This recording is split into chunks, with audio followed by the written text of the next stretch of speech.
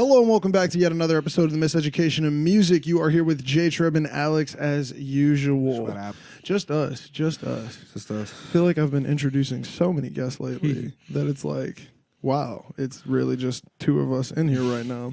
It's crazy, man. But this is our first episode back in the studio, man. Yeah. With all of the craziness and things happening in the world. Yes, man. We had to get back in the studio so we could change up content just a little bit for you all so we can bring you more relevant things that go along with the things that are happening in the world, such as George Floyd, Breonna Taylor, the protests happening across the country, and things of that nature. We feel like it's not a time to let up on the gas, and we feel like this genre of podcast, which is music, has a lot to say about that. Mm-hmm. But I mean, just to dive into it, like, we're going to talk today about To Pimp a Butterfly, man. So if you want to give some backstory, if you got any. Well, I actually just looked up today. I did some research because I was listening to These Walls, which is a track on that album. Man, that video, too. Yeah. And I don't know about you, but if the sound, which I believe is Bilal, the voice, yes, sounds like Prince. Yeah. So I had forgotten that Bilal was in that song, so I looked it up, and I said, "Is Prince?" He's also on another walls? one. He's on the one where I thought it was Anderson .Paak the first time. Not the first time I heard it, but like one time I was listening, I was like, "Is that Anderson .Paak in the background?" Yeah, that's him on there too. Yeah, and Anna Wise is also on that track. But yeah, I know what you're talking about, dude. Like, he went crazy on there. Yeah, These Walls is such a good song. Yeah, so then I looked up was Prince on that song, which led me to an article that Prince and Kendrick actually had a.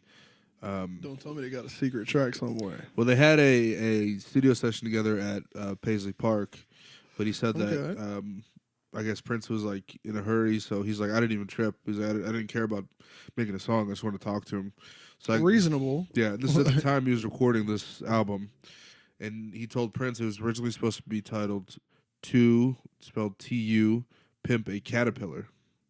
Oh, for These Walls? That's what these walls? No. The album was supposed to name. Oh, yeah. Well, so the poem at the end on Mortal Man talks about why it's called To Pimp a Butterfly, and even what the caterpillar versus the butterfly imagery means within here, and how some people are butterflies, some people are caterpillars, and things of that nature. So it's like, that's even crazier, because it would have made sense as To Pimp a Caterpillar as well, because it would have been talking about him pimping what he metaphorically alludes to, or caterpillar. Man, we're going to get deep into this album today. Man, just the energy you're giving right here. We're going to get deep into this album today, man. I'm excited. This is the sophomore album, third drop. Yeah, okay. Because I would still count Section 80 as a first one. Yeah.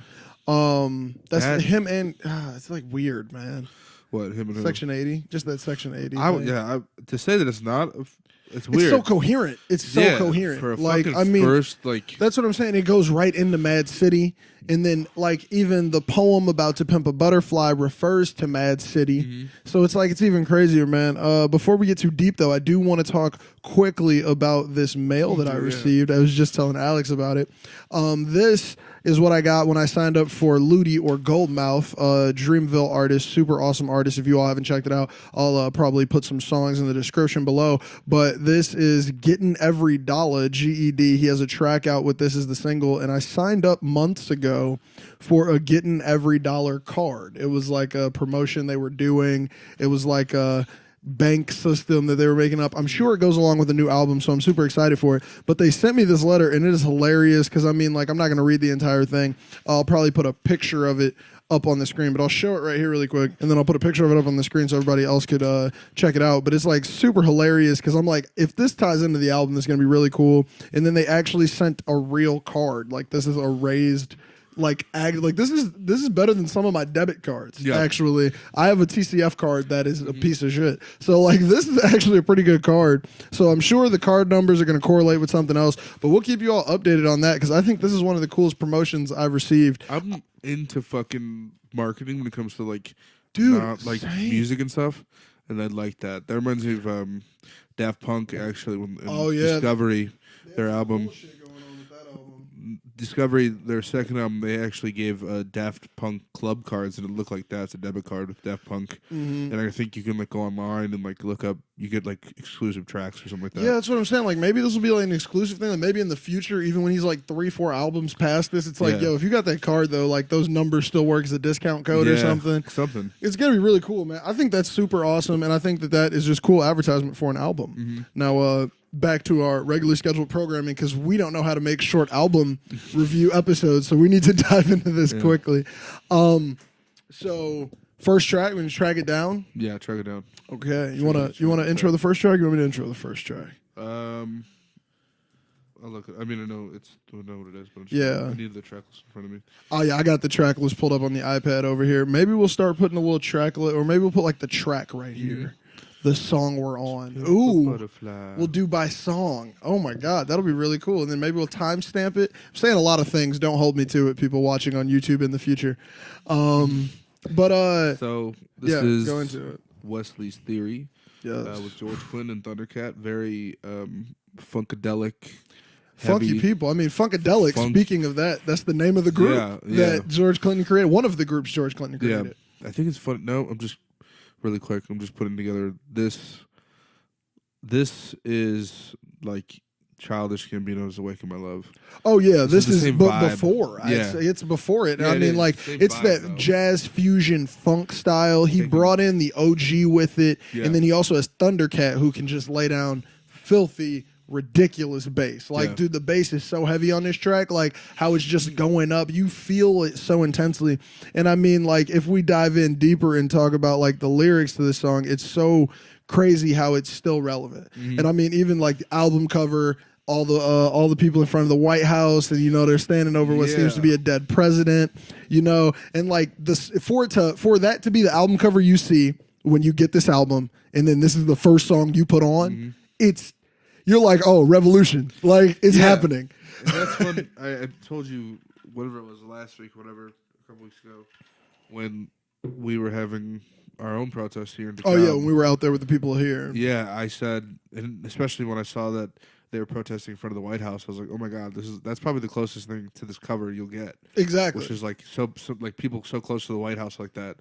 Like, dude, they were going at the fence at the beginning of these protests, dude. And like it looked like this album cover, except there were far more people there than just these few here. Yeah. But it was just so crazy because you get in that, and then when the song comes on, just every nigga is a star. Isn't that a sample? I'm sure it is. Yeah, it is. Yeah, I'm sure I've heard that original song. That's the name of the song, which is from the soundtrack of a film. What movie is it? It's called... Oh, Every Nigga's a Star. Yeah. Oh, true. Man, maybe I need to up myself. Maybe to up my history. I need to educate myself. And that film and that song was intended to change the perception of the N-word in Jamaica and encourage black pride during the 1970s.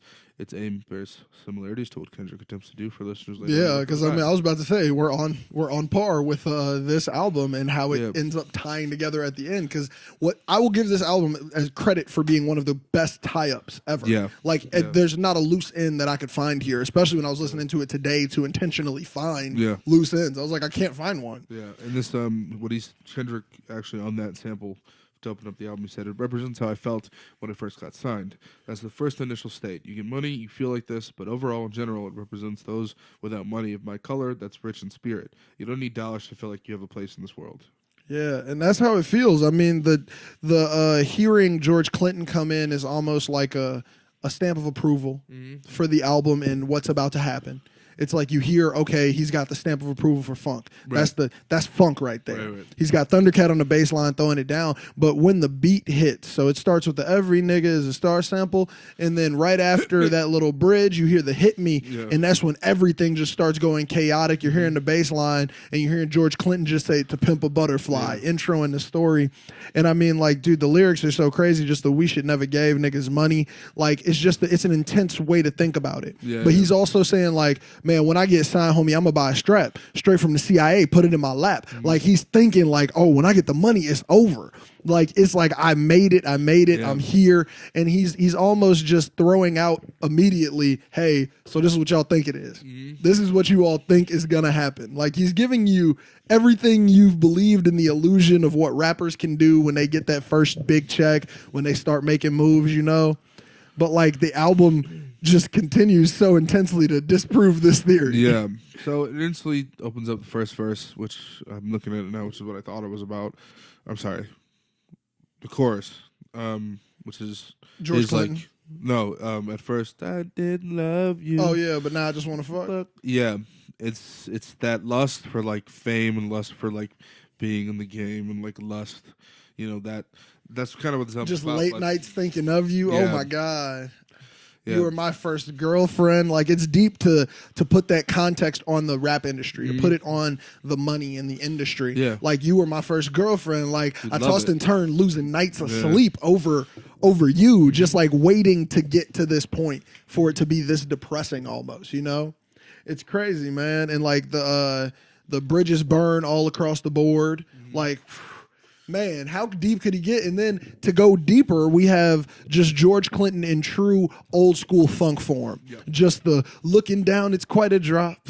Looking good when you're on top, metaphysically, metaphorically, in a state of euphoria. Look both ways before you cross my mind. Oh my God, dude, that's just such a dope, deep line to me. I love like lines like that. Like the funk music era was full of like phrases like that seemingly just make no sense because they're open for your interpretation. How did you think of it? What do you think I mean from that? Right. You know, however you took it is what it means in your life. Right. Like almost, you know, because those are just crazy lines. Like, I mean, dude, just to go back to George Clinton in his era, like the song One Nation Under a Groove, which I'm sure many people heard because it got so repopular during the Obama elections. But that song was made when they walked in, I think it was the UN. And they looked at all these flags. Well, maybe it wasn't the UN, but it was someplace that had just all the flags of all the nations above them. And they came up with that song just off that. They said One Nation Under a Groove, and that was like them being there. Oh my God, it's like insane to hear what they got from it and then what we take from it today. Because it's like that song came from real life experience. Right. And I mean, like this song right here is real life experience. It's like, but we're going to make it so metaphorical that you got to think deep. You got to think so deep to understand this. You could just jam to it, but if you listen, it's game over. Yeah. This is, I was about to say, this album was very, very metaphorical. Oh yeah, mess with your head. So Find something new every time. Exactly. You might not even like fully understand it, even after listening to it 1,000 times. It's like it's so dripping in metaphors. But I mean, he's really good at that. And reminds me of J. Cole. J. Cole does it a lot. Oh, J. Cole, I would say the difference between Kendrick and Cole lies in the fact that Kendrick will warp it enough to make it a club track. Yeah. Cole will warp it enough for everyone to get it on a second listen or third listen or whenever you turn your ears on, listen, you know? Yeah. But like Kendrick's like, nah, G, like I'm gonna make you dance to it for 3 years and then realize what I was saying the whole time. Because I mean, like, from the standpoint of people saying that they didn't understand that racism was in this country or like they didn't understand to what extent it was, it's like, listen to this album.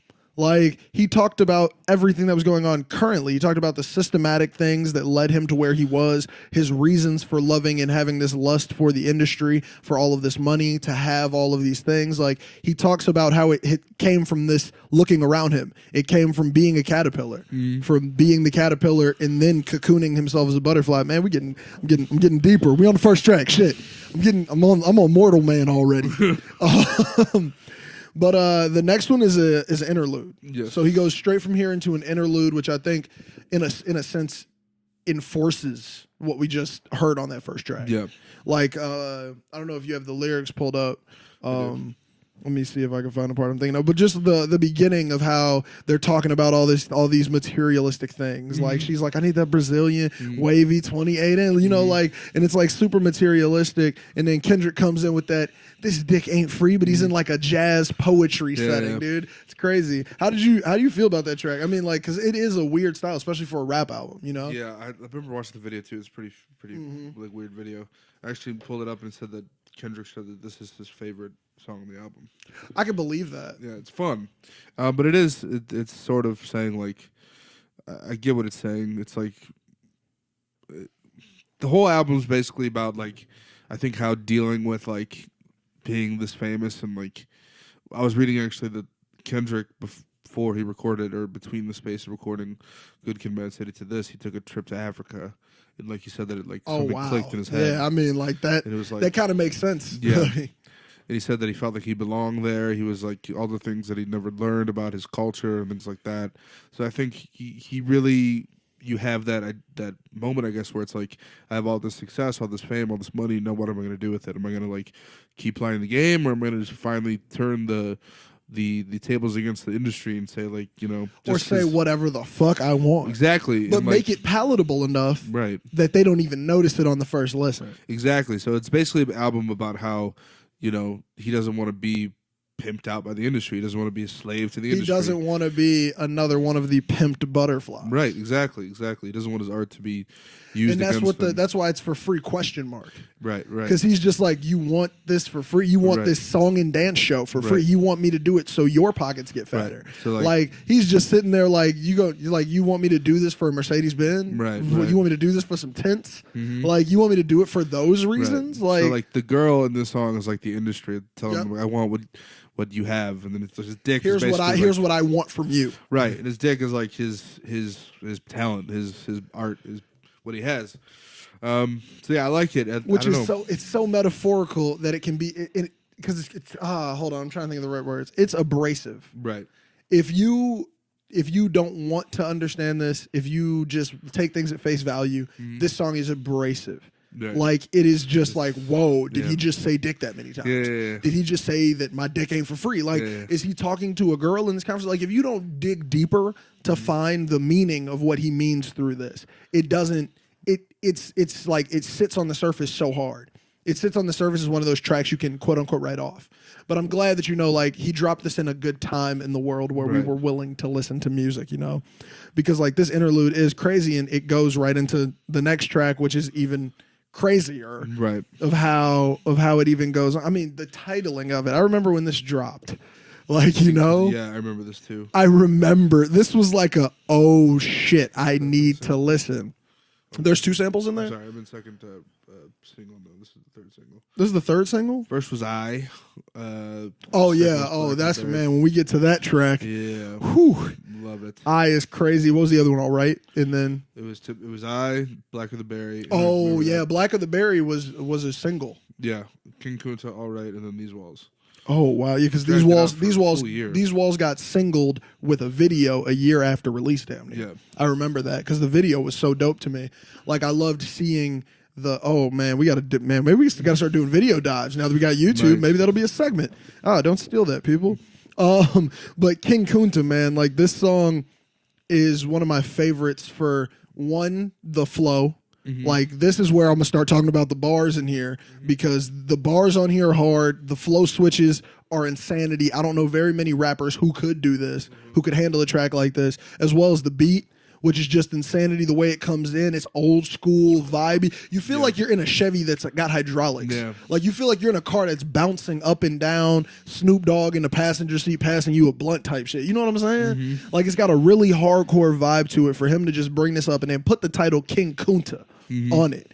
Kunta Kinte, for those who don't know, if you don't, that's a whole different topic for a whole other day. But Kunta Kinte was a slave.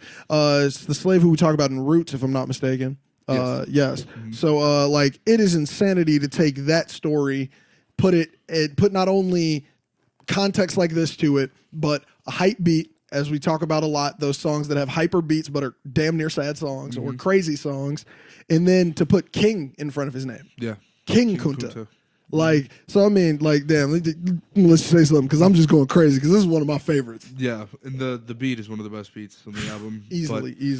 Apparently, the original beat for this was, according to Soundwave, the jazziest record in the world, and Soundwave simplified it by taking out the 10 guitars that he had initially laid on the track.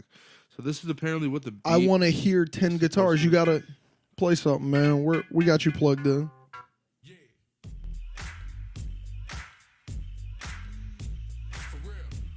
That bass line is brought out a little bit more. I think it's a little choppier. They said they basically recreated a beat by this rapper named Mossberg. Is this the beat they recreated? So they said they essentially, once they mixed it down, they realized it was pretty close to this beat. It is kind of close. You can, if you slow it I can still hear the bass line. Yeah. Boom, doom, doom. Yeah. Boom, boom, doom, doom, doom, doom. But I can still see the Kendrick dance on it. Yeah. Though. Bitch, where you when I was walking. Now I run the game, got the whole world talking King Kunta. Everybody want to cut the legs off. So yeah, it also sounds like a dance song, you know, like a line dance track to me. This reminds me of like G Funk, like a little bit of G Funk, like fucking I'm blanking. Nate Dogg could be on this or something. Oh wow, dude, a Nate Dogg. Oh my god, like if we would have had a Nate Dogg hold up in there. Instead of the you gold mouth, but I don't know, man. Because look, let's dive in a little deeper. Yeah. So, bitch, where you when I was talking, now run the game, got the whole world talking King Kunta. Everybody want to cut the legs off him. So they cut off Kunta Kinte's feet. Yeah. They cut off his toes and he still tried to run for his freedom. Either way, though, for him to put this in the song, come on, man. Everybody trying to cut the legs off him. Everybody is trying to cut the legs off him. Like, that's such a deep metaphor for how he's feeling in the industry in that moment. You know what I'm saying? Mm-hmm. Like, dude, for him to say that I feel like you're trying to cut me off here, I feel like you're trying to cut away these pieces, but to make a popular track of it, like, I don't think that half the people who listen to this are really listening to this, man. Yeah. Like, this track is deep. Like, I mean, so his breakdown now, I was going to kill a couple rappers, but they did it to themselves. Everybody's suicidal. They didn't even need my help. Yeah. This shit is elementary. I'd probably go to jail if I shoot at your identity and bounce to the left. Stuck a flag in my city. Everybody screaming Compton. I should probably run for mayor when I'm done, to be honest. Like, that's just, like, I feel like that's almost stream of consciousness for Kendrick. Like, that might be how he thinks. Like, how he just said that rap in there felt so true, you know? Like, and how it comes in over the beat not being there and then just the bass line creeps in on it. Man, like, that's how you frame the words you want people to hear. Like, it makes people pay attention to that part more intensely. So the yam line is what's the yams? Is an allusion to the story, The Invisible Man, which in the story, the unnamed narrator is walking down the streets in New York City when he smells yams, triggering memories of his hometown in the South. The yam is used as a symbol of authenticity. Dude, the yams are deep. It's so deep. Dude, the track is deep, man. Like, Jesus for him to just Christ. Come in, hey, K-Dog, what's happening? You back in the hood? Yeah, so, yeah, I remember when this first dropped, I loved that he was talking about the goat. Dude, when it dropped. About the bottom bunk in a two-man cell. A two-man sale. No, I always thought this like was a rapper with a ghostwriter. What the fuck happened? Yeah. Oh my god! This to me was a little dig. It could be anybody, but I thought it was Drake at the moment. I thought it was too, but the same way how we felt like it was Pusha T on the Humble. I mean, not Pusha T, Big Sean on Humble. You know what I'm saying? I feel like once you really get into it, you're like, this song could have been for anybody. He could have did that for anybody. Like he throws out blanketed statements on the game so hard. Like, he's like, I'm coming at everybody. Yeah. Like, this is for everybody, man. And then the just the deep voice in the background, that's really cool. I'm trying to think of what it's reminiscent of. Because it's like that funk. Yeah. Like, I love that deep voice in the background. I've heard it in other tracks before. I can't quite think of where it's used most popularly. I'd say, you know, like a Thriller voice type thing. Like, just a narrator of your song almost. Like, somebody who's there to keep the track online, at least for the listener. Like, because when you hear if I give you the funk, you gonna take it, and then you hear, we want the funk. Like, the contrast is so awesome. It makes you really jam to the song. Like, it's a dance track that's also got a whole bunch of crazy truths in it. Yes. Like, he's talking about the game. He's talking about himself. He's talking about how he feels. Like, it's so crazy to be able to do that, but also have a track that you can play this in the club today. Yeah. Everybody's gonna dance, man. It's pretty, and and I think the funk also... The funk that comes from this album is really rooted a lot in not only the genre, but I mean California with, like I said, G-Funk, like Dr. Dre, and that whole people who really combine those. Snoop Dogg, like I said, Nate Dogg. He brought the G-Funk over to the real funk, to the jazz fusion, and was like, I'm gonna put it all together, and then I'm gonna throw a Michael Jackson reference. Annie, are you okay? Limos tinted with the gold plates, man. Straight from the bottom is the motherfucking king, from a peasant to a prince to a motherfucking king. Oh, yeah. And again, this sort of ties into the whole storyline of the album where it's sort of like the enslaved person rising up against Exactly. And saying, no, you're not in power, I am. And he, in these first 3 tracks, it seems very targeted at the music industry. Mm-hmm. Like, it seems super, I'm talking about you all. Right. But then, and this is a segue, this might be one of the best segues of the show. And then he talks directly about institutionalized, where now he wants to talk about how you are institutionalized in your mind. This is not just something that's sitting in the music industry. This is something that goes on across the country. Like, then he goes on to talk about the institutionalization of all of us. This is now where we break into the caterpillar butterfly theory more of how it's going to make sense when it all ties together at the end of the album. I'm noticing more and more as we go. And then even to talk about G-Funk, Snoop Dogg is on the next track. Yep. Snoop Dogg comes. Institutionalized is the one that I was talking about with the Anderson .Paak sounding. Sounding part of it. Let me hear a little clip of this. Man. Let me stop before we listen to the whole track. That beat flip. Stupid, dude. The master, take the chains off me. Oh my God, dude. But this is more targeted. This is more targeted towards the actual meaning of the album, if that makes any sense. Like, now we're getting into, I'm not gonna be a little bit more blatant. Right. We're not gonna hide it as much. You know, he's actually saying things like, "Master, take the chains off me." Oh God. This is the worst soundboard ever. That's a soundboard? It's 2 buttons. I'm gonna put this volume down. Literally the only sounds that it makes. Anyway. That's the only sound it makes? That's the only sound. Man, need a better Kendrick soundboard. But before we go too far away from this, I want to talk about the one line in this song that I just played really quick for us. But it's the me scholarships no, the streets put me through colleges. And this is just him making a reference to how schooling came from the streets. And I think that's something that a lot of rappers talk about, like how they were schooled in this setting, in this environment, and this is what gets you to here. For him to just talk about that so intensely and so candidly is cool to me in a way. Like, for him to like go into talking about his institutionalization specifically. He's like, well, this is where I was at. This is where circumstances put me. This is what I was born into, and this is how I got through it. I looked at this as my schooling. This is where I learned my life lessons, how to move, how to get through things, and how other people do not receive the same teaching. They receive different teachings. They see the world in a completely different way. You have your butterflies over here. You got the caterpillars that are dropped into these hoods here that just devour what's around them. And this is him eating up the information that is around him. So, I mean, like, dude, this is crazy. Like, Bilal. Sorry. Oh, Bilal again. I think of, I don't know if you remember seeing this, but I remember seeing this. I think when the album's coming out or his promo rollout, he did a performance with Stephen Colbert. You talking about the Untitled? One of the Untitled. Or the compilation one. He was I forgot what song. Was Thundercat there? It was Thundercat, Anna Wise, Bilal. Oh, that was the combination of all the songs. Is that the one you're talking about, where they did a few of them? And he with the screens everywhere? The way he rolled out everybody's name, I just like saying it that way. Dude, I like the way he did that performance. I like how he did that performance. I remember I heard that and I was obsessed with it. It makes you just want to go, oh my God. And then it made him I'm not gonna say it made him, it probably sparked the idea for the Jazz Fusion tour.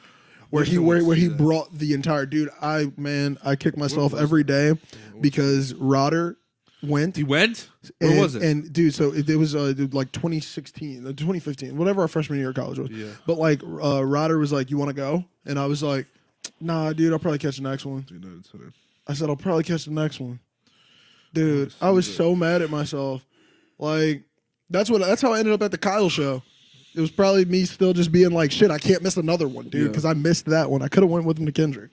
And I should have gone, dude, because I feel like hearing a song like Institutionalize or These Walls live with a live band, dude, like chills, man. Because Bilal and Anna Wise are also on the next track with Thundercat, the person we were just talking about. Yeah. That is more of a actual segue of how I do them. Didn't mean to do that. I was like, Lil Wayne's not even on this album. I don't think there's any Cash Money people on this album. Not at all. Or Young Money people. But These Walls, we were talking about it a bit before we got into it, man. But I mean, like, so you were talking about this track, so I'll let you take over this one because I'll be talking too much about these tracks. No, These Walls. Yeah, the next one, because you were talking about this, the craziness of it. This might be next to King Kunta one of the best beats on the album. Yeah. The groove on this one is different. Oh my God, it's so different. I gotta hear a little of the beginning, man. Dude, the way they, like, man, that little just, oh man, dude, that puts me in a place. She's also the person who sings on Money Trees. I knew that one.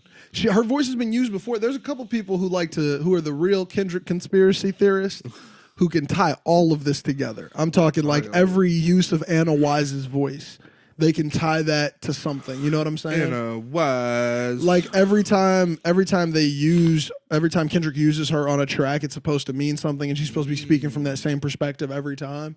That's what somebody in a theory that I was listening to one day came up with. I'd have to dive into that one more. I'm definitely here for it. I think Kendrick is that deep of an artist where it's like I can't use the same people on every track, or I can't, like, he has his auxiliary players, but he has his only sometimes players. But I mean, like, so this track, what are your feelings on it, Mudgy? It's about fucking. Oh yeah, yeah, definitely. It's about fucking. Because that's the overlay. The overlay. Yeah, I'm just saying, that's, but it's definitely top to bottom moaning involved. Good. No boat, I feel better than he would. No life jacket. Okay, so he's talking about fucking. But of course, no lifeguard. I'm not the God of Nazareth. Good one. He's not gonna split this river here. No, he's going in. He's diving, jumping. But yeah, so about fucking. But, could mean a lot more. Interior pink. I mean, come on. Interior pink, color coordinated. I interrogated every nook and cranny. That's hilarious. That's why I think so. To dive into some deeper, maybe conspiracy, we don't know what Kendrick actually might have meant. Maybe if you could find something about what Kendrick said. I mean, you're usually good at finding those. Yeah, because I was like, this track would have to get so much deeper. Yeah. If he's talking about this, I would assume it lays somewhere within talking about him trying to get into every section of the game. You know what I'm saying? Where it's like I fell in this trap. I came in and I was like, I'm here for it. You bedazzled me. It worked. I was in all of it. And I'm noticing, like, oh God, I'm not the only one. Like, if these walls could talk, do you know what they would say? Do you know what they would say about what I did to the game, what my homies did to the game, what's being done to the game currently? You know what I'm saying? Yeah. Maybe I'm going too deep. Maybe I'm thinking too deep here. You know what I'm saying? This is what Genius says, the first verse. The woman in the song is the baby mama of the man who killed Kendrick's friend. The story detailed in Sing About Me.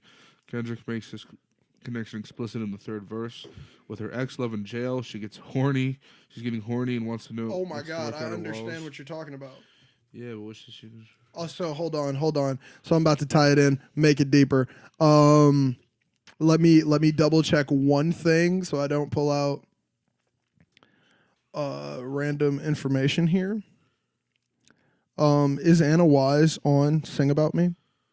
Oh, she could be. Yes, she is. Okay, so here we go. This is what makes this deeper. The theory. This is what makes this deeper. Let's jump into the conspiracy side of things. So once we get like a real soundboard, maybe we need a conspiracy sound. But so Anna Wise, the one, so on Sing About Me, I would assume that that's the same voice. So it's supposed to be the same person there. In this sense, like Anna Wise is supposed to be that same person from Sing About Me, in a sense. We might have to break down and like dive into the track here. So her being the baby mama in this scenario, Kendrick is now going to then have sex with her, is what I would assume. Yeah. And he's just like, well, shit, then, oh my God, wait, hold on. Man, that's deep. It's pretty deep. I can draw it in my head, but I don't know if I can explain it. Yeah. I don't know if I can explain how I got here to where I'm at in thought process.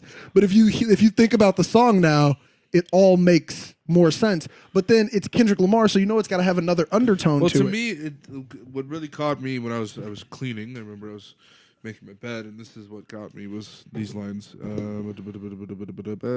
when you play this song, rewind the first verse. About me abusing my power so you can hurt.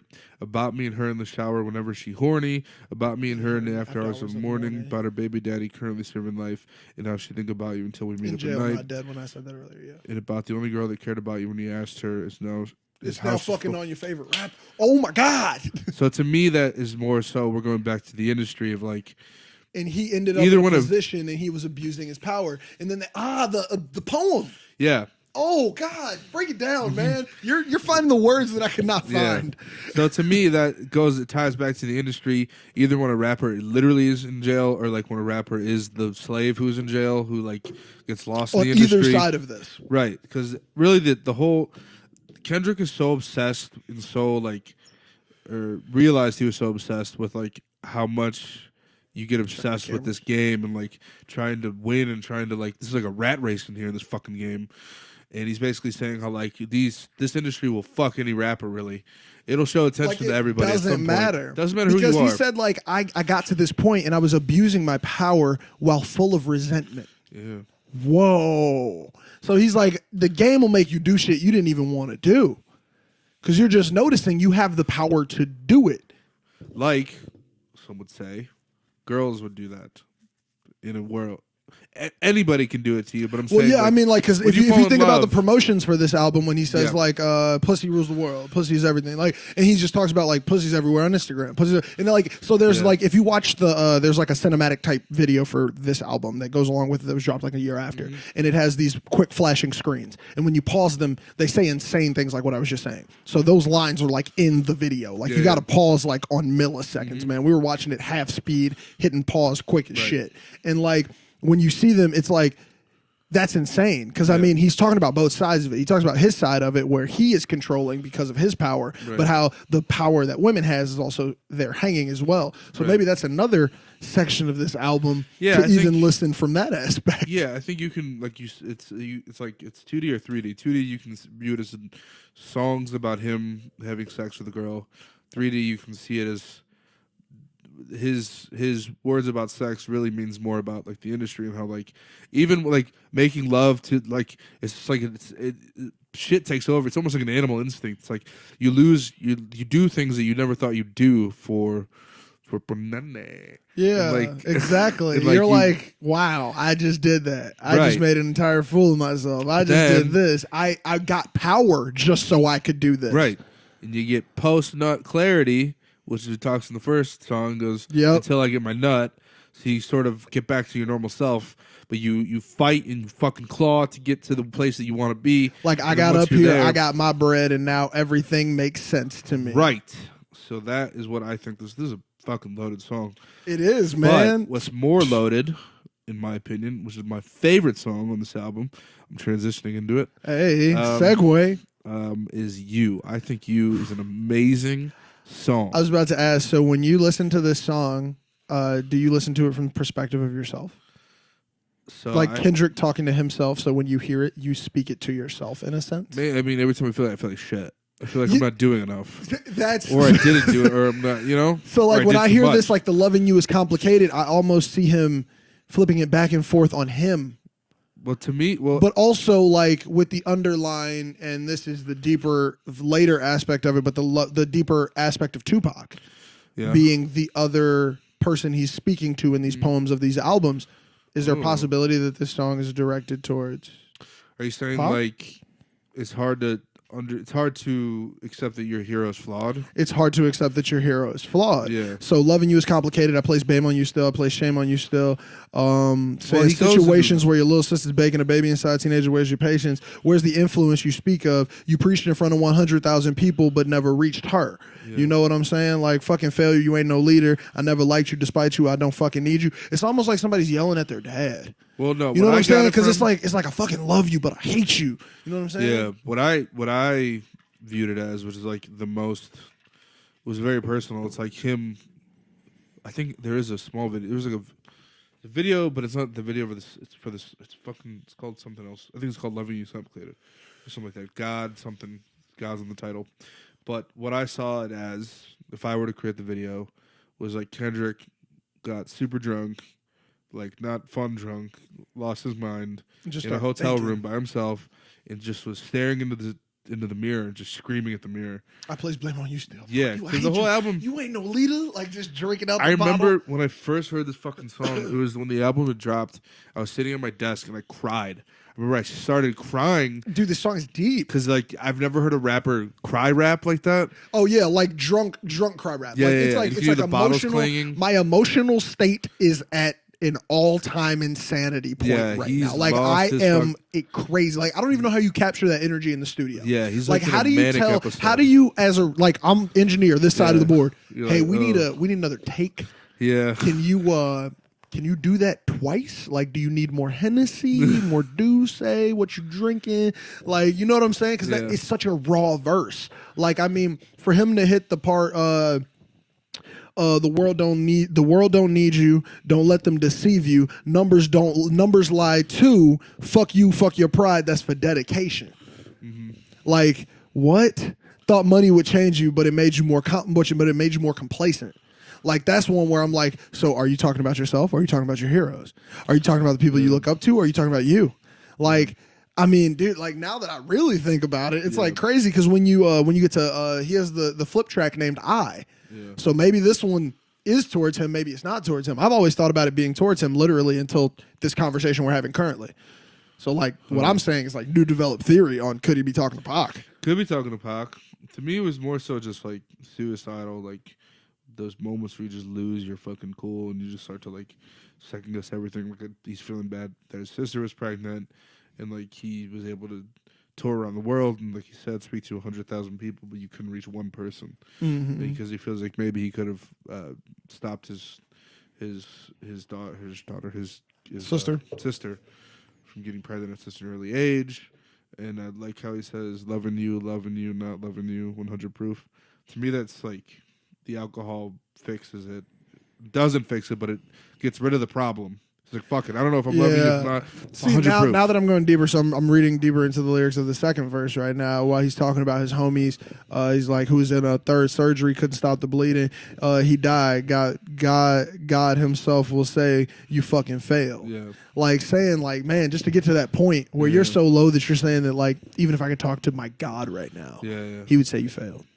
Like that's a low ass point. I mean, just to go deeper into what you were saying about like just him rapping it in a mirror or like him being in that position of thinking he could have stopped something. Yeah. Like thinking he could have prevented it with his presence. Yeah. Oh my God, man. These are the lines that made me like fucking like.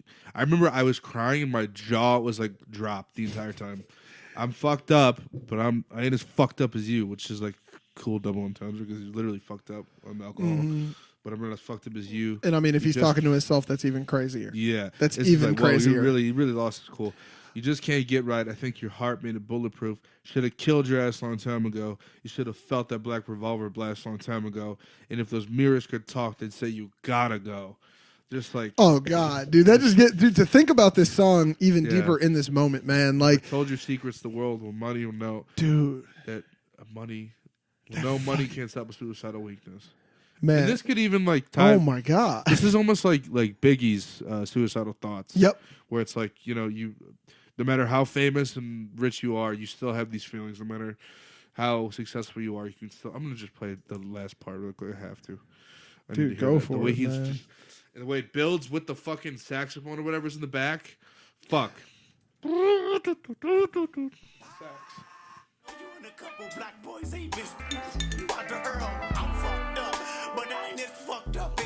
Man, that's just one of those rapper vulnerable tracks, G. Yeah. Like, he just threw it out there. He just threw it out there. Yeah. He threw it out there. Man, that's so crazy. That's such a good track.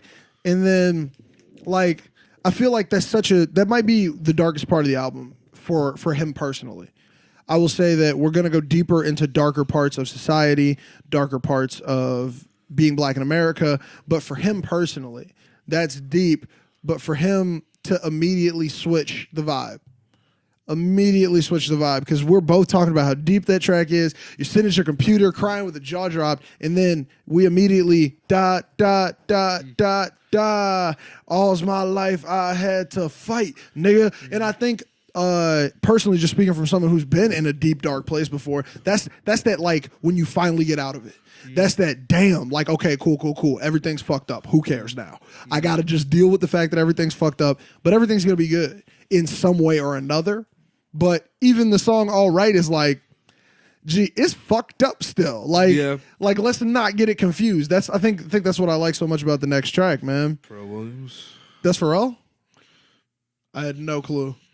I had no clue, man. Count, man. It makes sense. We gonna be all Fun fact. Let's just go into it now. That's kit. I know what he's using. It's a Logic Pro. It's like a quartet voice piano thing. And that's how he gets the DAWs. Yeah, but wait, no, I used that instrument on track before. I know what you're talking about. Yeah, I know what you're talking about. It's like a symphony. I can't fucking speak. What is it fucking called? What are you going for? Church people, choir. There you go. Wow. God damn it. Anyway, church people. He uses the same as another produced by Pharrell song. So it's a Rick Ross song. Tell me if it sounds similar. It's the same instrument. Exact same instrument. Yeah, except it's pitched up more and it's da da da. Oh, that's crazy, dude. Yeah. This track is just so stupid. I mean, this is another good beat. I don't know if he missed with the beats anywhere, to be honest, if we're being 100, even on the Untitled, which, man, that might have to be a different episode just to get into those, too. But, all right, the way he comes into the beat, I recognize you looking at me for a pay cut. Like, man, like, that's when I think that's him going like, okay, look, I can't be out here feeling bad for everybody. Yeah. Like, okay, a couple of these, I might be able to sit down and be like, okay, I could have fixed something. But, like, some of y'all really just, like, looking at me. And then the next line immediately. But Homicide be looking at you from the face down. What Mac 11 even booms with the bass down. Man. Like, the wordplay here. Insanity, dude. Like, he painted a picture. That's 2 lines. That's 2 lines. Picture painted. These are really packed lines. Dude, the whole album's tight. Like, if we're talking about just wasted bars, I don't know if I could find one where it's like you should have put something there. Yeah. Like, it's like, nah, he used all the space he needed. We were talking about last time we were together how a rapper we were just writing songs, but how a rapper could rap about like pussy and stuff and like his mom. Whatever. Oh yeah, like how do you play that song for your mom? That's what I like. Oh shit! Yeah. Tell my mama I love her, but this is what I like. Lord knows. Yeah. Man, that's actually insane because I always wondered that. Like, I mean, just as a person who like has written music before, you know what I'm saying? You could squeeze it into but just to dive deeper into this. So now I want to look at it from the African American in America perspective, like being black in America, because he has this line, and this is the line I was looking for. The what you want, you a house, you a car, 40 acres and a mule, a piano, a guitar. See, my name is Lucy. I could do you, dog. Like, and it's just like, motherfucker, you can live at the mall. Like, I can see the evil. I could tell it's evil. I know that it's illegal. He's talking about the struggle that a lot of people of color face in this country, where it's like, am I going to attempt to make it in a system I know is not created for me, or am I going to go, fuck it, I see the way to get it right there. I see the illegal method to get it because this country has put the illegal method in front of me way more than it has put the illegal method in front of other people. Like, that gets to his caterpillar perspective. If I drop you in the hood, if I put the caterpillar here, it's gonna eat whatever's around it. That's what it's gonna do. So I'm gonna consume the negative here, and I'm gonna think that I need to be negative as well. I'm gonna think that there's no other side of this. Like, I have not seen a better side of this. All I hear is people talk about it, but like, how am I supposed to get it? You know, like, even this goes back to him talking about his schooling is the streets, like how he felt, what led him to being like, I know it's illegal, but like. I want to do it because what does he say? The next line is that I don't think about it. I deposit every other zero. It's hard to see it as illegal when it's something that's so normalized in your community. Right. When it's something where it's like, yeah, they put drugs in the community and like somebody had to sell the drugs, somebody had to do the drugs. Like, and that's really where it's set. And it was like, I don't think about it like that because this is what I've been exposed to my whole life. I grew up in this shit. Like, I saw it this way. This is the way it was presented to me. How am I supposed to do something different than that? Right. And it's crazy because like the track is that deep, but it's also saying we're going to be good. We're going to make it. But like, it's that deep from those. That's another 2 bar. That's that deep. That's that compact. What? This track was for Fabulous. Stop. What would he have done with it? I'll tell you right fucking now. He has a track? We got a piece of it? Oh, it's taking off. Can we play him a piece on the show? Because he doesn't spell it correctly. Fabulous. Fabulous. Is this it? Oh, this is it. This is what it's supposed to, this is what this track would have sounded like in Fabulous's. You don't even know. Every day a so-called friend turn foe. Nigga, remember we was in a yo, talking about how they don't wanna see you blow. Nigga, then you Did Kendrick borrow a little bit? Who went first? Can we get a deep dive? Actually, I'm going to upload some footage. We're going to come back and chop it back together. Let's do a deep dive on that and come right back in on that point. All Right with Fabulous. Dude, so the track has some similar thematic things. And I mean, we were talking because you were trying to look more about it. I was like, what if Kendrick wrote it? He could have written it. Or Pharrell slid it to him. Or Fabulous might have been like, yo, going through his laptop, and Kendrick was like, wait a second, what's that? Hold up. Yeah, and he was like, oh, Fabulous has, but he's not gonna do anything with it. And Kendrick was like, I like that hook. Let me add to it. I mean, not even the hook. Let's say the intro, because the intro to Nooka. Yeah. When our pride was low, looking at the world, like he has more inflection on it. I'd say Fabulous song is more happy. Yeah, which is crazy because this is still a happy. Ish song. Right, it is. But Fabulous' version is more flexy. It's more like, I got it and I got it. But this one is like, I'm telling you that I got it, but I'm not quite proud. Yeah. Or it's not that I'm not proud, it's that I'm looking at it and I'm thinking about how I got it. Right. Like, because even the part when he's saying, like Lucy told me I can get it illegally. Like, he's like, I'm not that I'm proud of it, not that I'm not proud of it. I'm just analyzing how I had to get it. Whereas Fabulous is like, I'm here, I got it. We're going to be all right. Yeah, it's interesting. I want to know more. If I could ask Pharrell to be one of my millions of questions. Yeah, Pharrell. Dude, we'll get him on the podcast, Soon. Somebody from his camp probably listening right now. Please. Get us that Pharrell interview. Please. But to continue deeper before we make these people sit through 3 hours of album review. Yes. For Sale, man. His interludes are songs. Jesus, Kendrick. Like, his interludes just make you actually... His song, like... I've never heard an interlude that's as deep as the For Sale track. You know what I'm saying? Yeah. Like, because I mean, it's like my name is Lucy Kendrick, and you introduced me, Kendrick. Like he's putting something so much deeper in this. Like, this is so much deeper than just the basics of an interlude. Like, sometimes when I think interlude, I think not Kanye-esque, but even weaker in some sense. Especially in what year was this album? 2015. 2015. I wasn't thinking about interludes in this deep of a manner, Yeah. That's not what it was. Really quick, what if Fabulous had the verse, didn't have the hook, heard the hook after it was famous, put out a remix later on, just added the hook? Oh yeah, if that was the case, then Yeah. Anyway. Then it's not interesting, dude. Come on. Yeah. I was watching a Joe Rogan with Andrew Schultz, and he was like, we live for trying to know the truth. We live for thinking it's deeper. So I'm gonna go with the thinking it's deeper. Yeah, true. But it could be that basic. You're not wrong. Yeah. It could literally just be like, yeah, nah, dude, like I heard it after, put the chorus back on it, flipped it up, kept the verse. But to dive deeper into this For Sale, this is him like literally talking to the devil. Yeah. Just to put some perspective on it. God. Like, it's him getting introduced to the devil at a young age.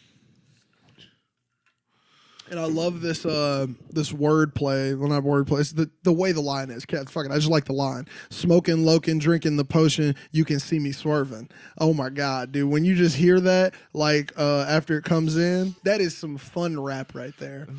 How do you write that? How the fuck do you write that, man? So, like, I'm assuming when he says, like, I remember you took me to the mall one day, baby. Is that him going to the mall with the devil? Like, I'm about to hit these licks.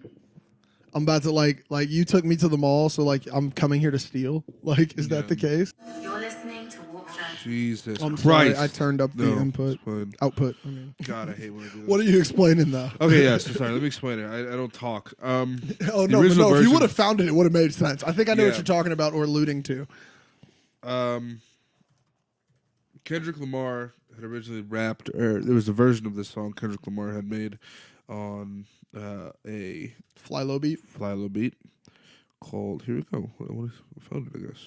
So Kendrick rapped over the Fly Low? Okay.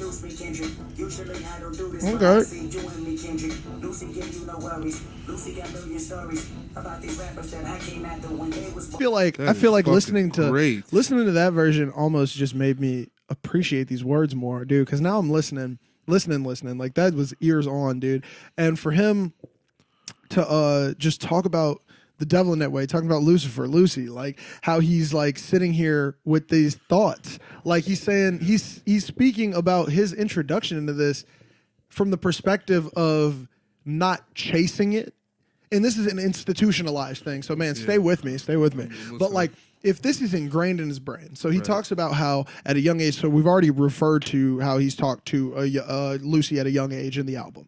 How like this has been a constant battle in his life, and instead of framing it how some people would as people who grew up in bad situations do bad things because it's like yada yada whatever. He's like, no, dude, this is an opposing force. This is something that he's fighting. This is something that there's a connection lost on my keyboard in the other room. But like he's talking about how this is something that he's fighting. This is something where he's like, dude, like no, like my hand was held through this process. Don't think that I just went ahead and did this. Like I'm not crazy. I didn't chase these things because it was even something I wanted to chase. I chased it because I thought it was something I needed. Like, because I mean, he's saying like, I even heard on your first album when you talked about when you had those prayers going loosely, but it didn't matter because at the end of the day, you pursue me. At the end of the day, it didn't matter. You were going to come back to this side of it. I ingrained in you enough for you to want to come back. And dude, like that is crazy because he's saying like, do you see all these things you put in front of me? I can move my mom out of the hood. I get this money I've always been thinking about. I can do all these things that I've been thinking about. Like, and I'm trying to attribute it to God, but you're like, it don't even matter. You're going to eventually come back. And that talks to your point on these walls when he was saying how like it's not even something he wanted to do.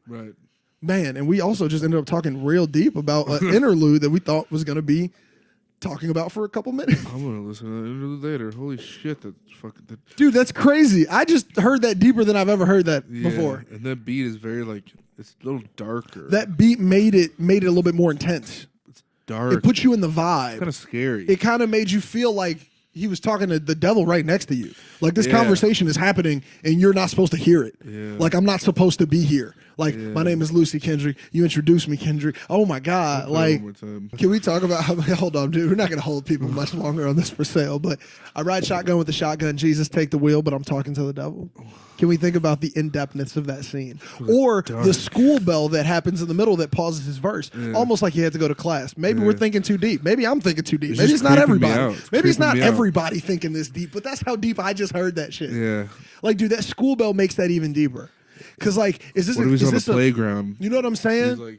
He's like, I was, cause I mean, so to go deeper into it and not sound like a crazy conspiracy theorist, to put a bell into a song intentionally. So if that school bell was put there intentionally, it would mean something like this. I was at a young age when I put these thoughts together. This is not something that my adult brain, like frontal lobe developed had. This is something where when I was a child, this was in my brain. This was going after. You might just want to put a tissue inside of it, clean the contacts. That'll change the whole vape up.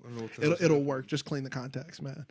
Fucking shit. If you usually like take a key, you can push it down. Clean the contacts off, man. And then after that, clean the contacts of the actual pod too. So you got it's some almost like this guy works at a vape store. Yeah. Cut that out. Oh, really? No, because I'm actively trying to quit, but they keep giving me my job. I'm like, dude, I don't want to work here.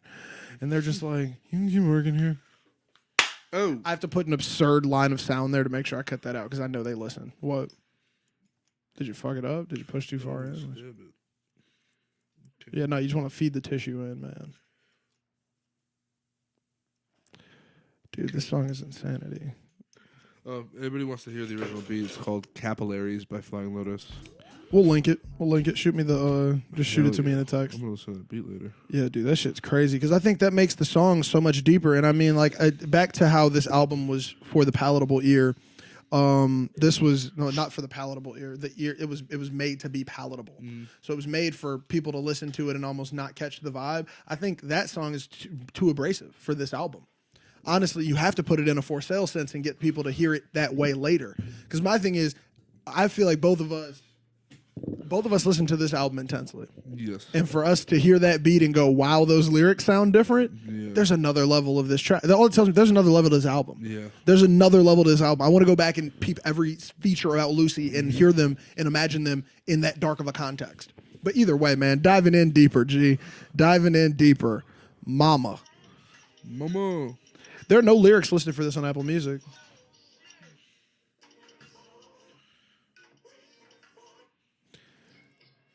Is this just, I mean, like, so I always thought of it as the vibe track, you know what I'm saying? But like, is there anything listed on Genius about this song? Because on mine it doesn't like. I don't know. It just went information dead on here. I'm curious before we start diving. It doesn't have a lot of words, but like it has verses. Produced by Knowledge. Who? Knowledge. Ooh, it sounds knowledgey. The clicks. Yep. Is that Anderson? That's Anderson in the back on the vocal sample. Wait, he might be on. In the background. The sample Knowledge is using sounds like Anderson.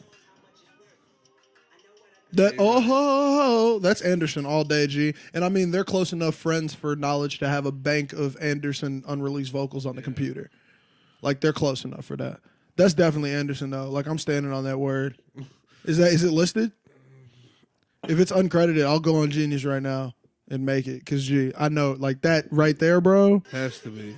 You don't know. That sounds like Anderson .Paak, G. Could have been like a Anderson song that he didn't want. I'm standing on that right there. But dude, no, this vibe is nice. I like this track.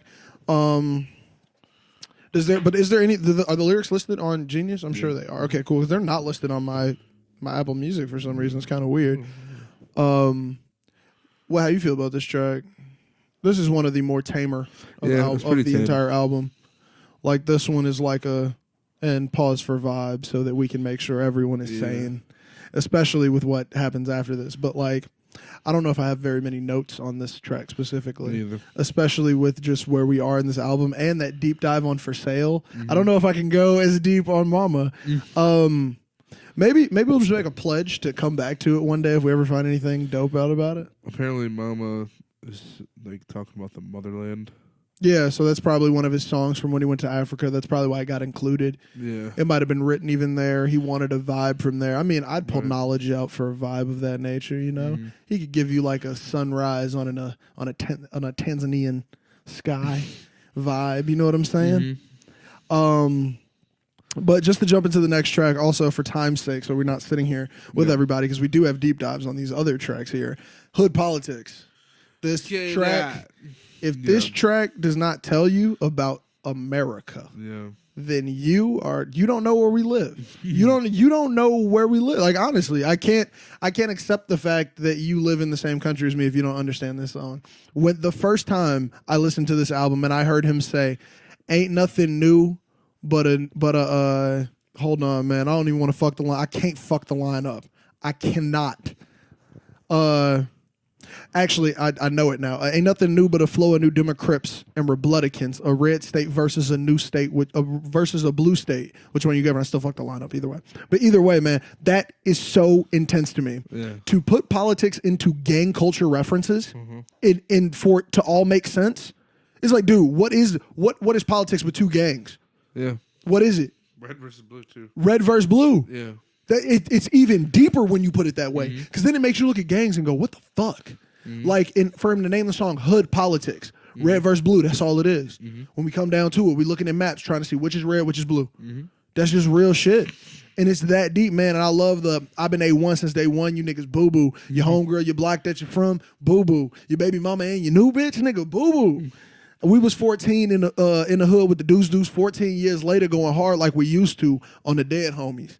Like, he's talking about, like, this is more gangster Kendrick. Yeah. This is like some, I don't give no fuck about no politics and rap, my nigga. Like, he immediately just went, this song right here, I don't care if this is the content you all like. This is a content flip for him, too. Yeah. It's a content flip. Like, gotta get in that bag. This is not what we were getting originally. This is music you can't drop as a freshman album because the industry won't, quote unquote, like it.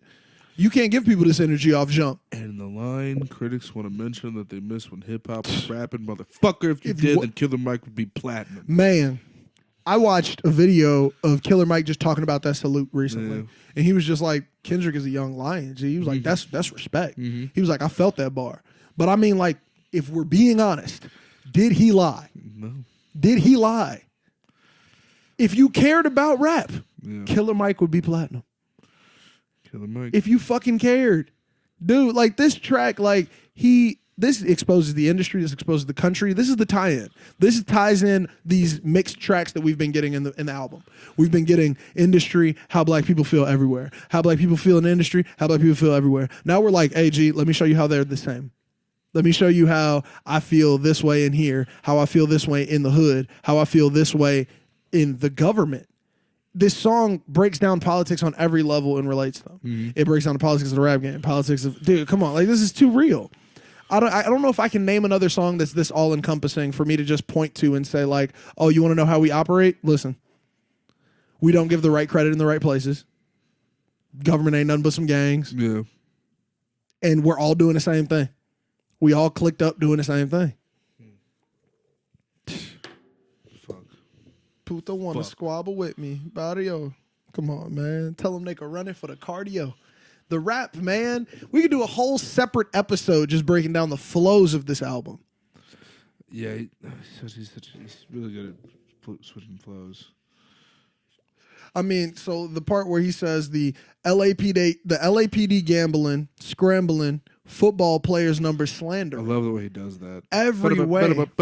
Man, the way the line comes off. Let me play a little. From Compton to Congress, set tripping all around. Come on, man. Set tripping all around, dude. This is nothing. It's the same everywhere. And he says that coming off of talking about how football numbers ain't even accurate, man. There's nothing you can believe in here. Yeah, he's like it's all fake, man. Like, it's so all-encompassing. He does not take a shot at one industry. He doesn't take a shot at one person. He's like, gee, all of it is fucked up. If you learn how to move in one, move like that in all of them, damn near.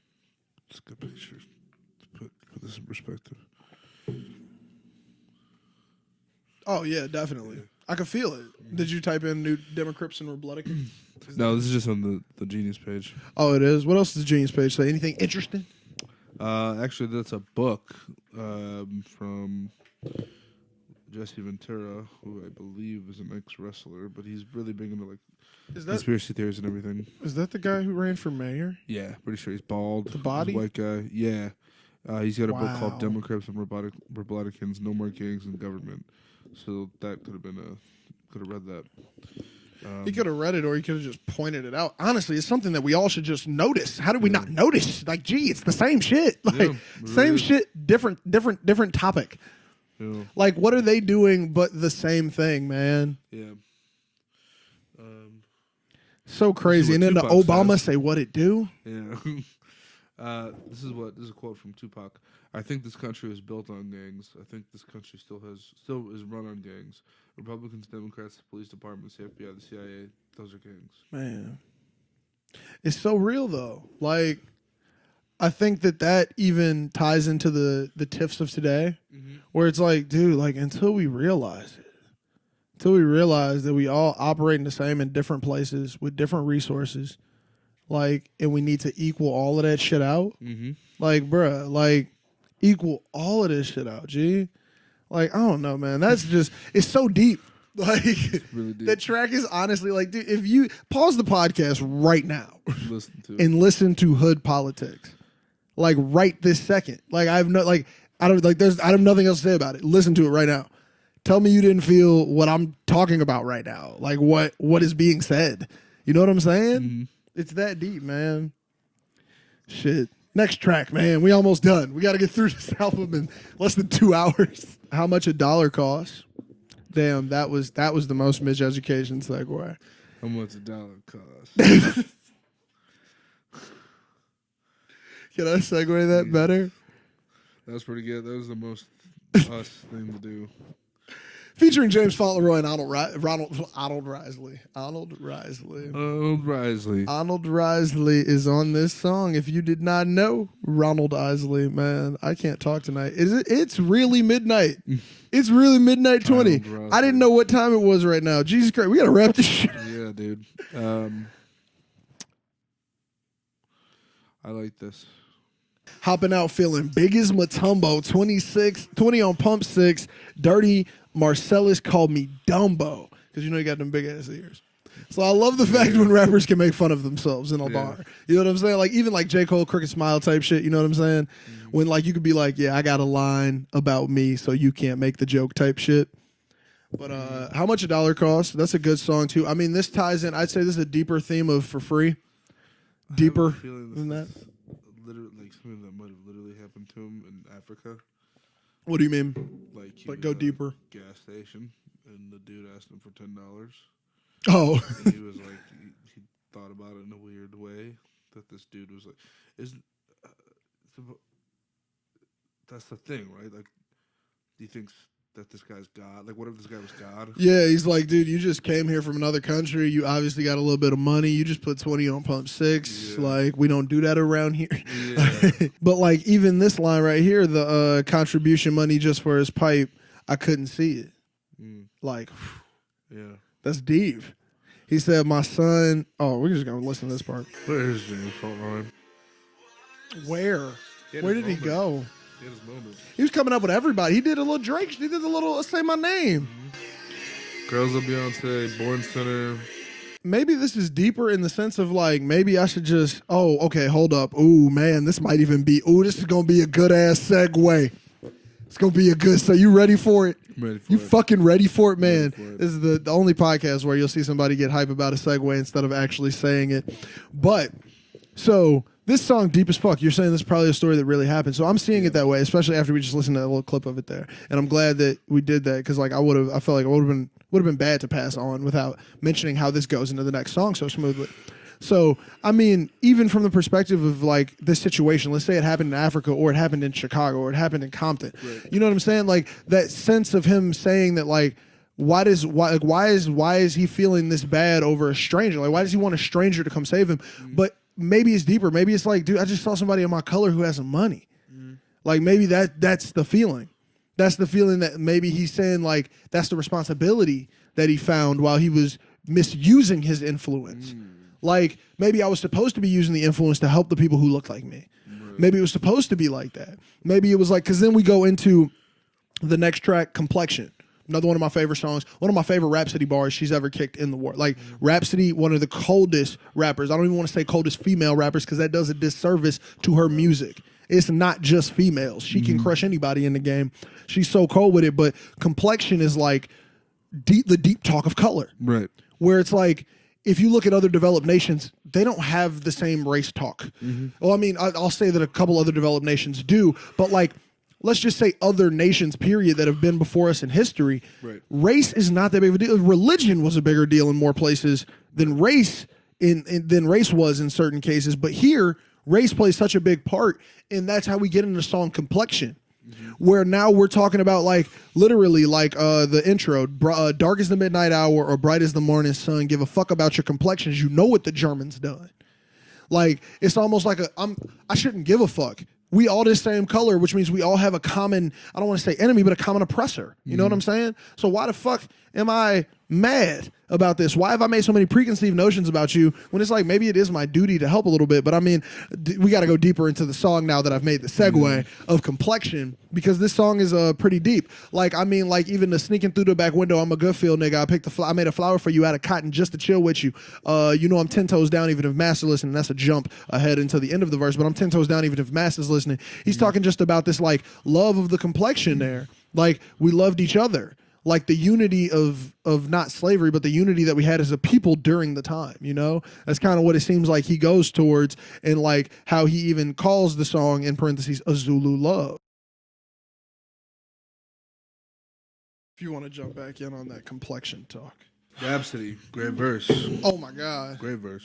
Dude, I think it reinforces what I was just saying, like heavily. Yeah. Like when you hear what she's saying about complexion, how she says the like being light don't make you smart, being dark don't make you stupid, forcing my dark side like a young George Lucas. Like, oh, that's not even the way she says the bar, but like, you know what I'm saying? Yeah. Like, it's like, God damn, rap. Like, why you didn't have to do it to him. Yeah.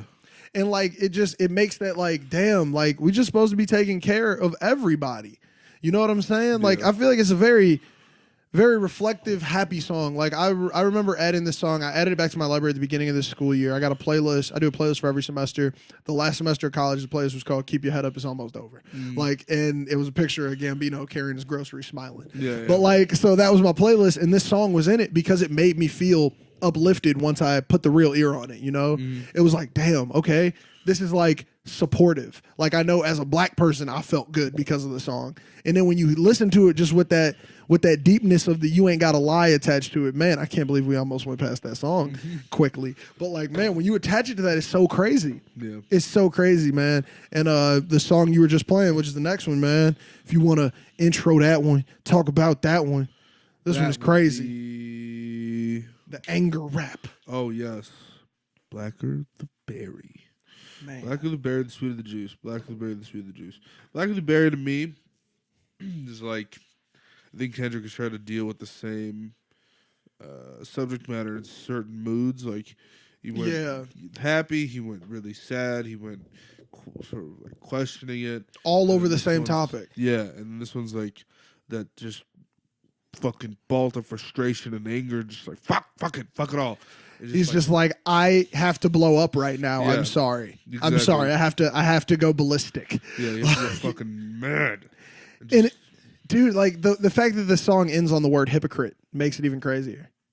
Like, because I don't know if that's how people think about songs. I think about songs on like last word. Yeah. Like, what word did you end that song? If I were to only listen to that song on your album, what did you end it with? Yeah. And he ended it by saying he was a hypocrite. Are you familiar with Donny Hathaway? Yes. What kind of question is that? That's his daughter, Layla Hathaway. Yeah. That's her in the background? I mean, it makes sense. So she is like the leading authority in jazz voices, in my opinion. Her voice is, dude, like, normally you don't get that many famous people in a family that can do what both of them can do. Yeah. But when I tell you, G, there are some Donny Hathaway songs that I don't want her saying. I don't want to hear them sang by anyone but Layla Hathaway. The Hathaways, yeah. Like, man.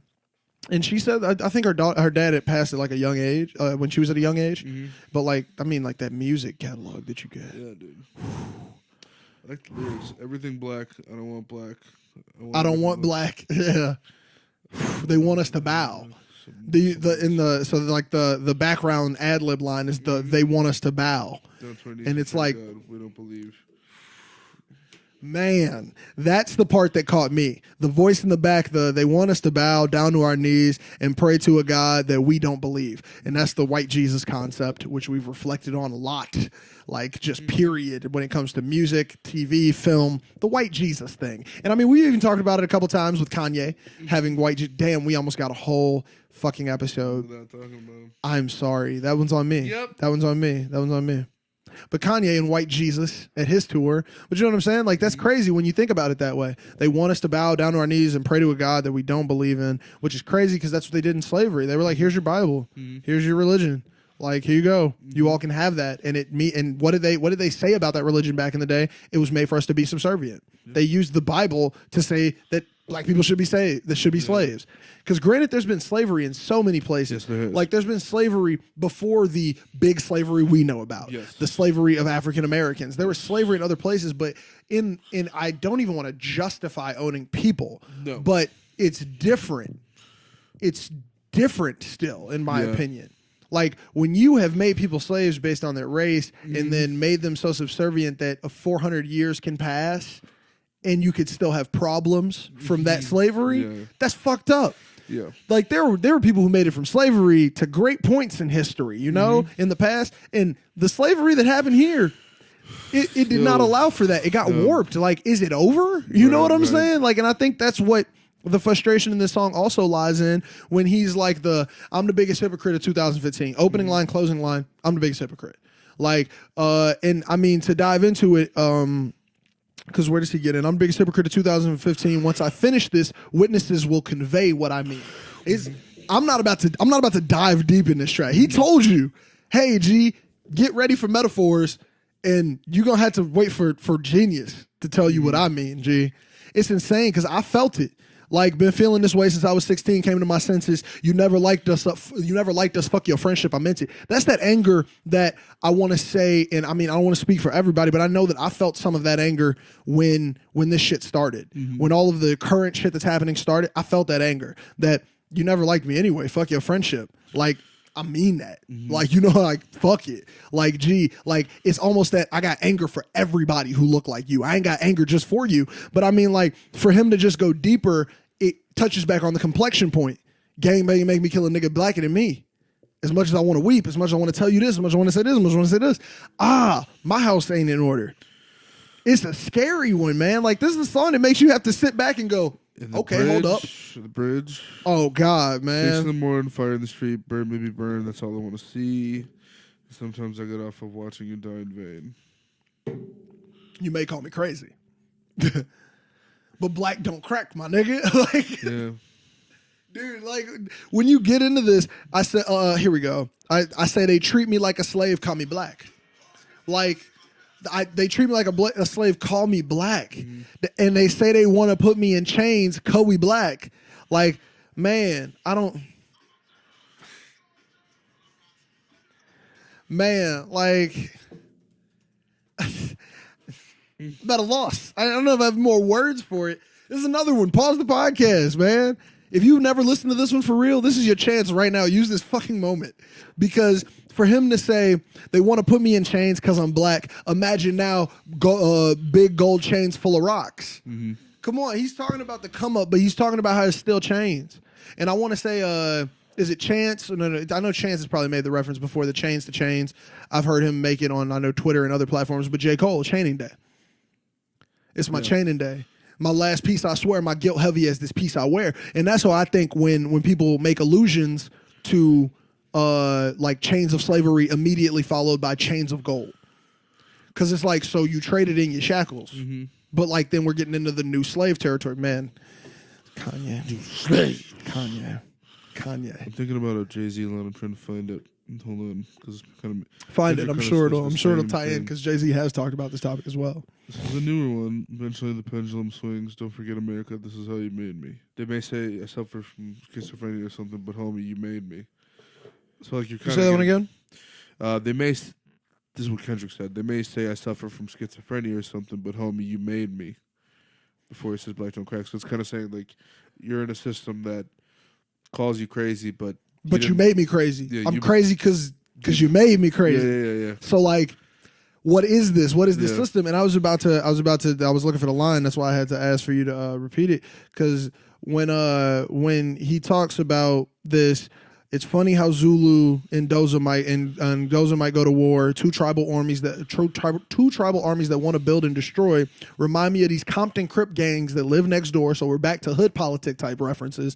Beefing with Pyrus, only death will settle score. So no matter how much I like to say I preach with the Panthers, or tell Georgia State Marcus Garvey got all the answers, or try to set February like it's my B-day, eat watermelon, chicken, and Kool-Aid on weekdays, jump high enough to give Michael Jordan endorsements, watch BET because urban support is important. So why did I weep when Trayvon Martin was in the street when gangbanging to make me kill a nigga blacker than me? Hypocrite. Like, it's almost like and I mean to go back to your schizophrenia line, it's like you've caused these smaller wars. Mm-hmm. So now I have to put out these other fires. So it almost makes me feel unjust to fight this war. Because how can I go fight that war if I got this war to deal with? Jay-Z said, blame Reagan for making me into a monster.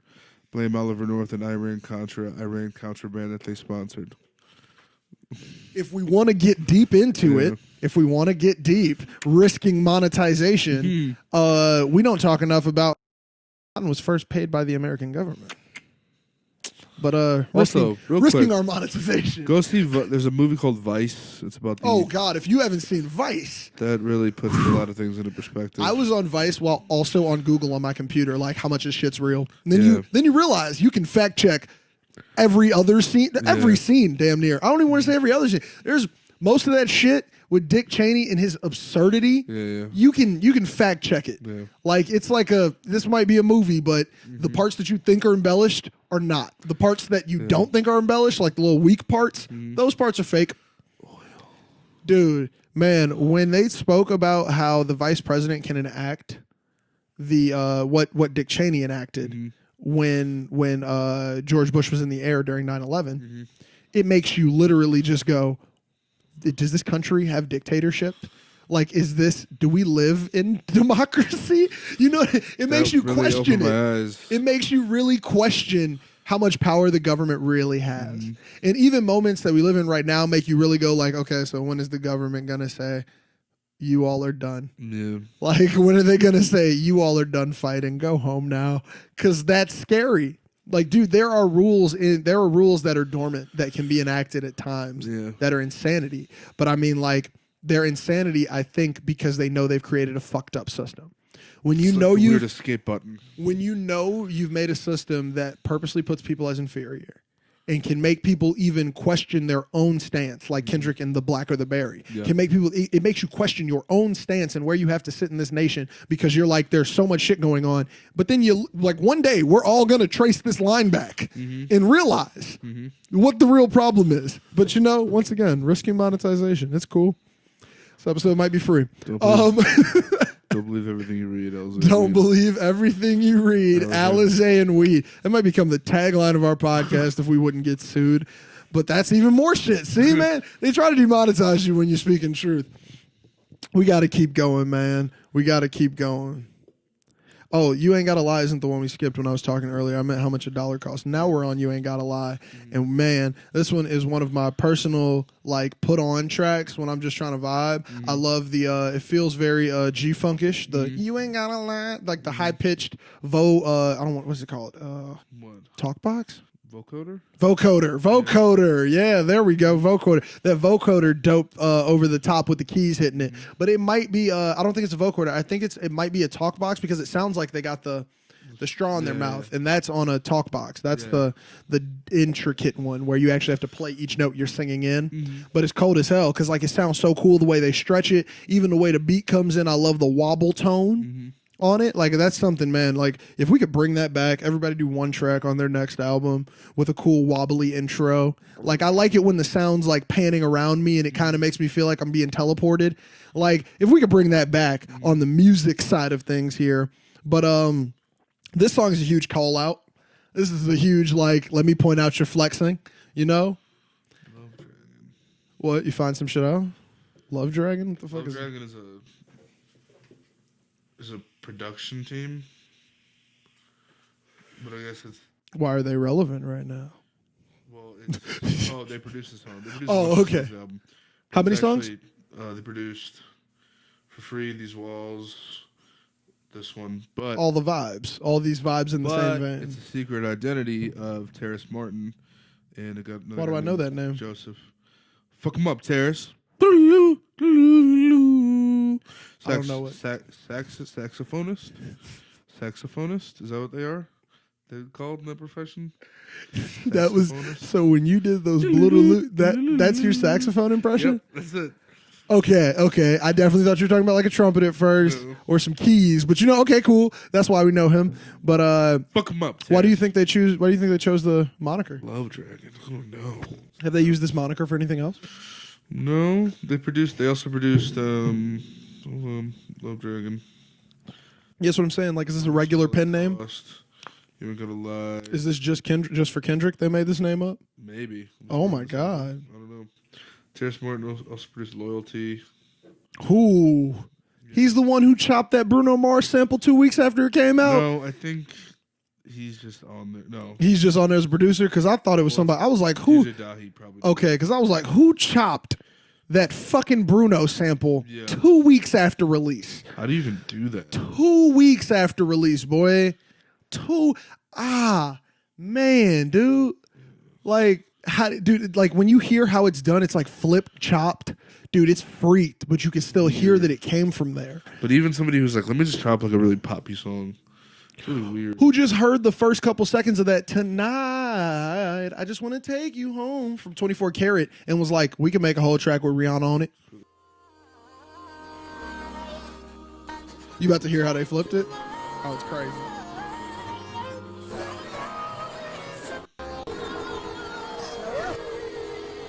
So you hear it's reversed and chopped.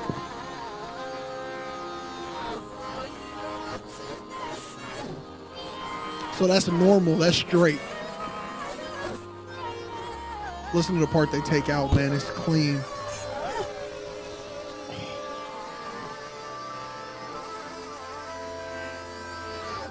And that's a different part. When they dip down, they play that in a different key. So you hear it's not the same. They mixed it up. It's flipped. That's Frankenstein, G.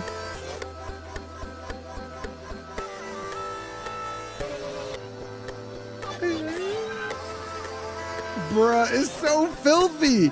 weird. so filthy. Bro, that's like 4 a.m. You're like, Dude, that is the only time I've ever tried to chop anything like this. Is like I am staring at the screen, eyeballs burning. yes. And I'm not going to do Let's try anything. this out. But the thing is, I'm not going to do anything with it after. It'll never become a full beat on my computer.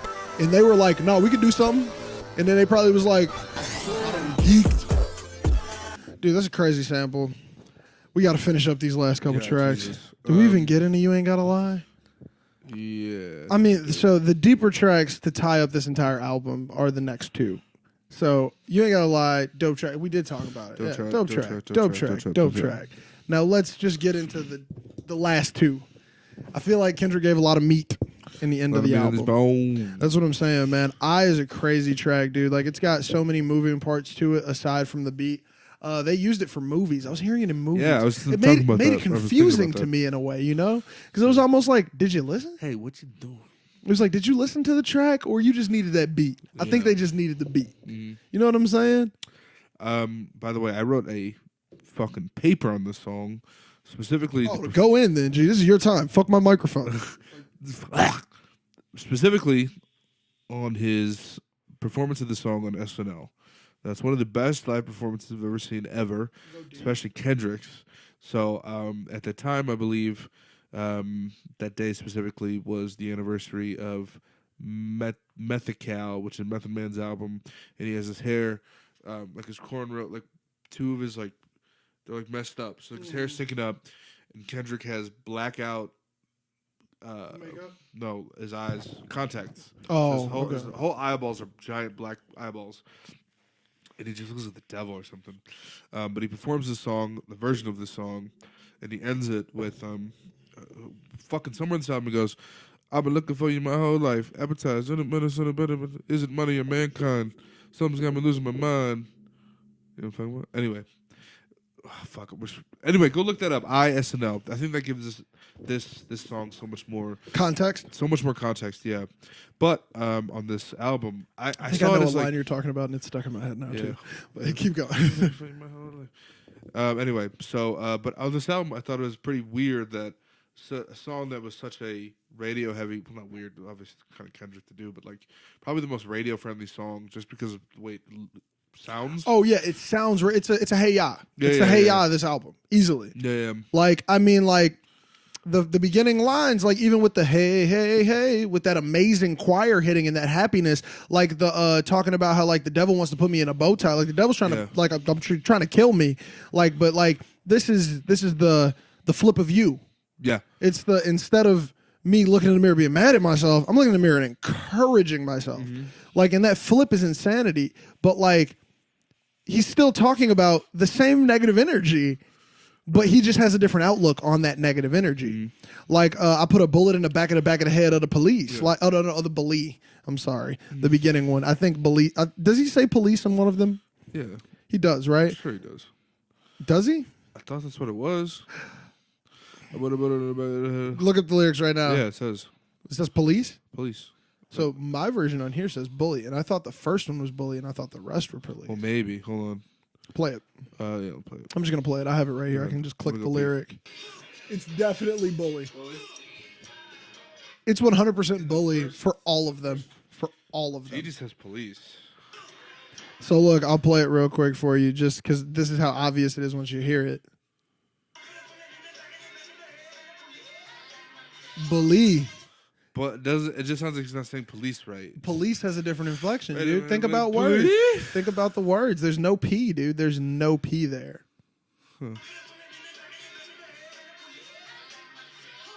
Hold on. We'll put it on the big boys. Put it on the big boys right now.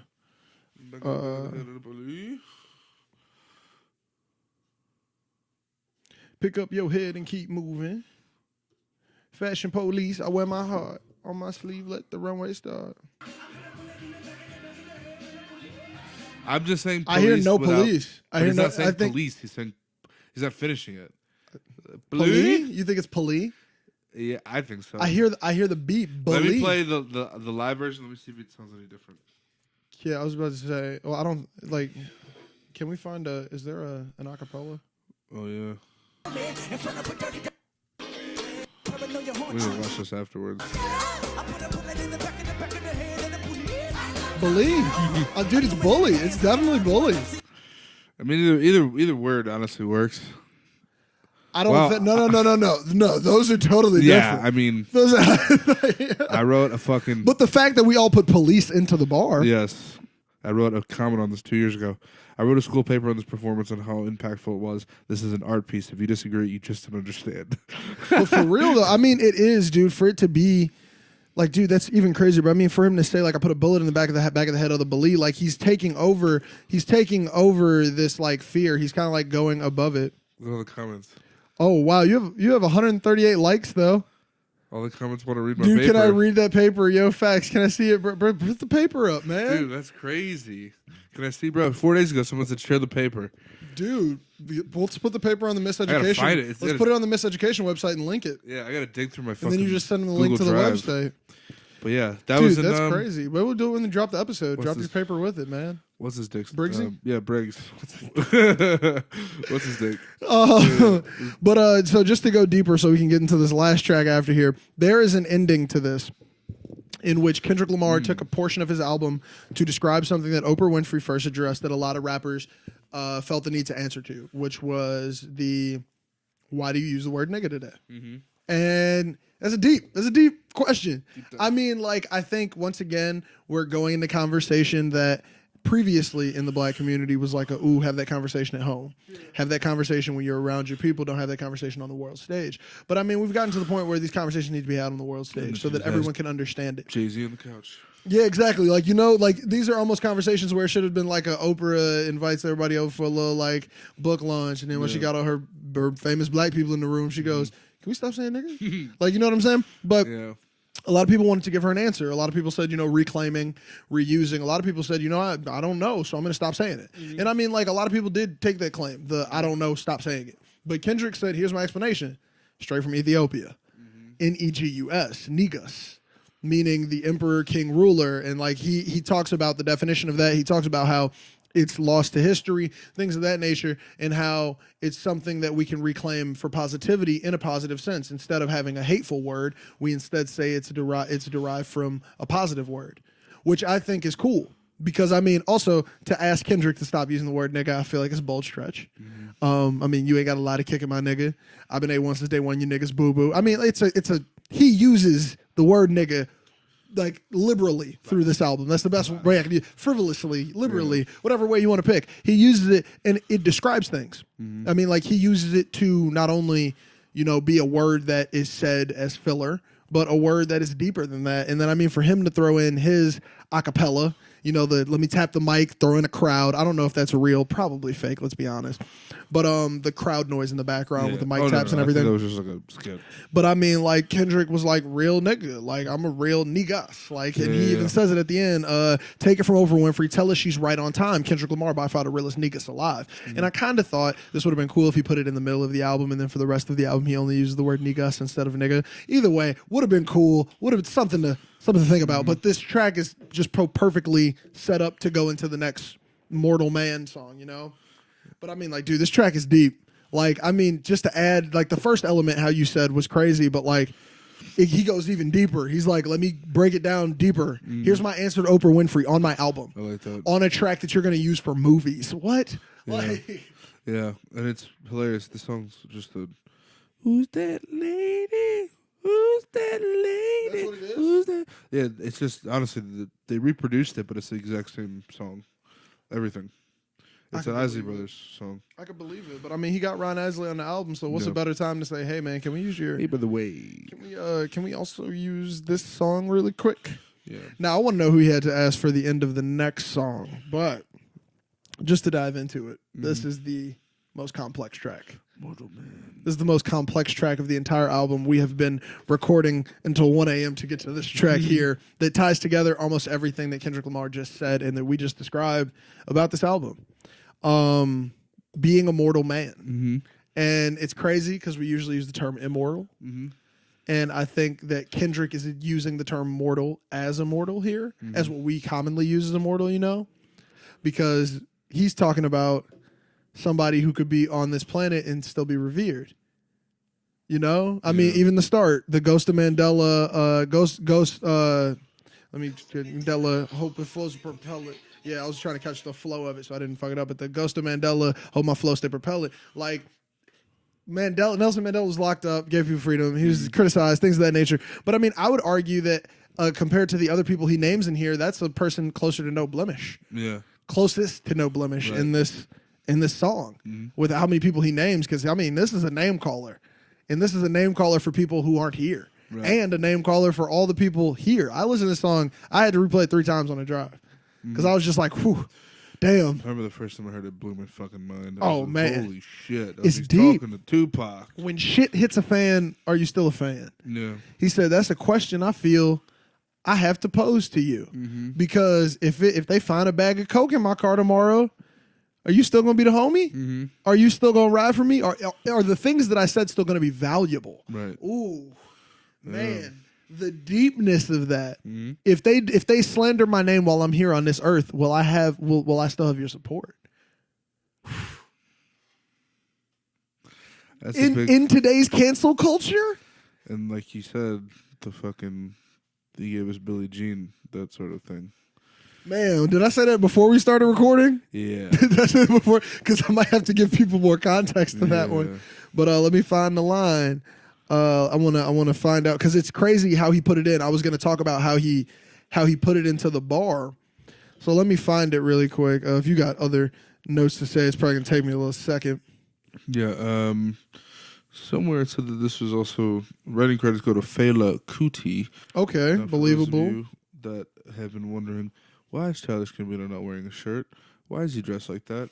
It's because of Fela Kuti, who was a performer who didn't wear a shirt often and wore those pants, which is why Childish Gambino, that was like his whole It's swag. a style salute. Yeah, this is his whole swag basically for the past 4 years. Yeah, I don't know if he's going to go back. I think likes Gambino doesn't like shirt. You know what I'm saying? But you know, like I've always wanted to be the shirt off rapper, but you know, like it's like him, like fucking DMX probably. There was a couple people in the early 2000s who could get away with like no shirt. Lil Wayne had no shirt forever. Lil Wayne wasn't. Yeah, but he's another person. He's like, dude, award show tank top. Like, it's like just wear tank tops all the time. But I mean, who else is a no shirter? Nelly, man, I think he still is. Honestly, 50 Cent, early 50 Cent, no shirt. Yeah, or a tank top. Man, that was just, on the cover. A lot of people was just like, fuck shirts. Fuck shirts. If you have a body for no shirt, wear no shirt. You know? That's what I'm saying. You know, I'm trying to get there. G was fucking ripped. Everybody who was his name was fucking ripped. Yeah. But so the Billie Jean line, back to there. So he's been saying through the track, through the choruses, that when shit hits the fan, are you still a fan? When shit hits the fan, are you still a fan? And you think that's what he's about to say after he says this, one of my favorite lines of the song. He says but then put my back against the wall. How many leaders you said you needed them, then left them for dead? Is it Moses? Is it Huey Newton or Detroit Red? Is it Martin Luther, JFK, shooter you assassin? Is it Jackie? Is it Jesse? Oh no, it's Michael Jackson. And then we break back to the chorus. So you think that verse is over. When shit hits the fan, are you still a fan? When shit hits the fan, are you still a fan? That nigga gave us Billie Jean. You said he touched those kids? And even his inflection, I would argue that even reading that bar will never show you what it really means until you listen to it. Right. You have to hear the way he says that line. You know what I'm saying? Like, hold on.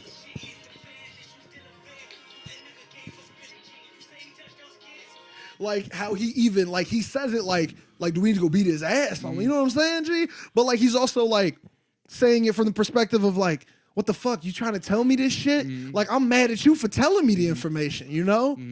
Like I'm mad at you for not allowing me to continue to be this blind fan. For not allowing me to continue in my ignorance is bliss mentality. Like, but like, did it stop it? Because I mean, he even says, all those other people you left for dead, but oh, Michael Jackson, we're all at the rescue. Yeah. We're going to defend him to the death. Yeah. So, I mean, like, maybe he's even saying it from the point of, like, how do I get there? How do I get to the point of, oh, he made Billie Jean, you said he touched them kids? Like, you know what I'm saying? How do I get to the point where you mention my art still in the work? You don't discredit my art over the words that you've heard. Also, I just got my mind fucking blown. Go for it. Go for it. Blow everyone's mind. Earlier I said that the album was supposed to be To Pimp a Caterpillar. But I said it was spelled T-U. T-U, yep. Because what does that spell? P-A-C. Tupac. Oh, shit. Shit. Tupac. It's basically just supposed to be called Tupac.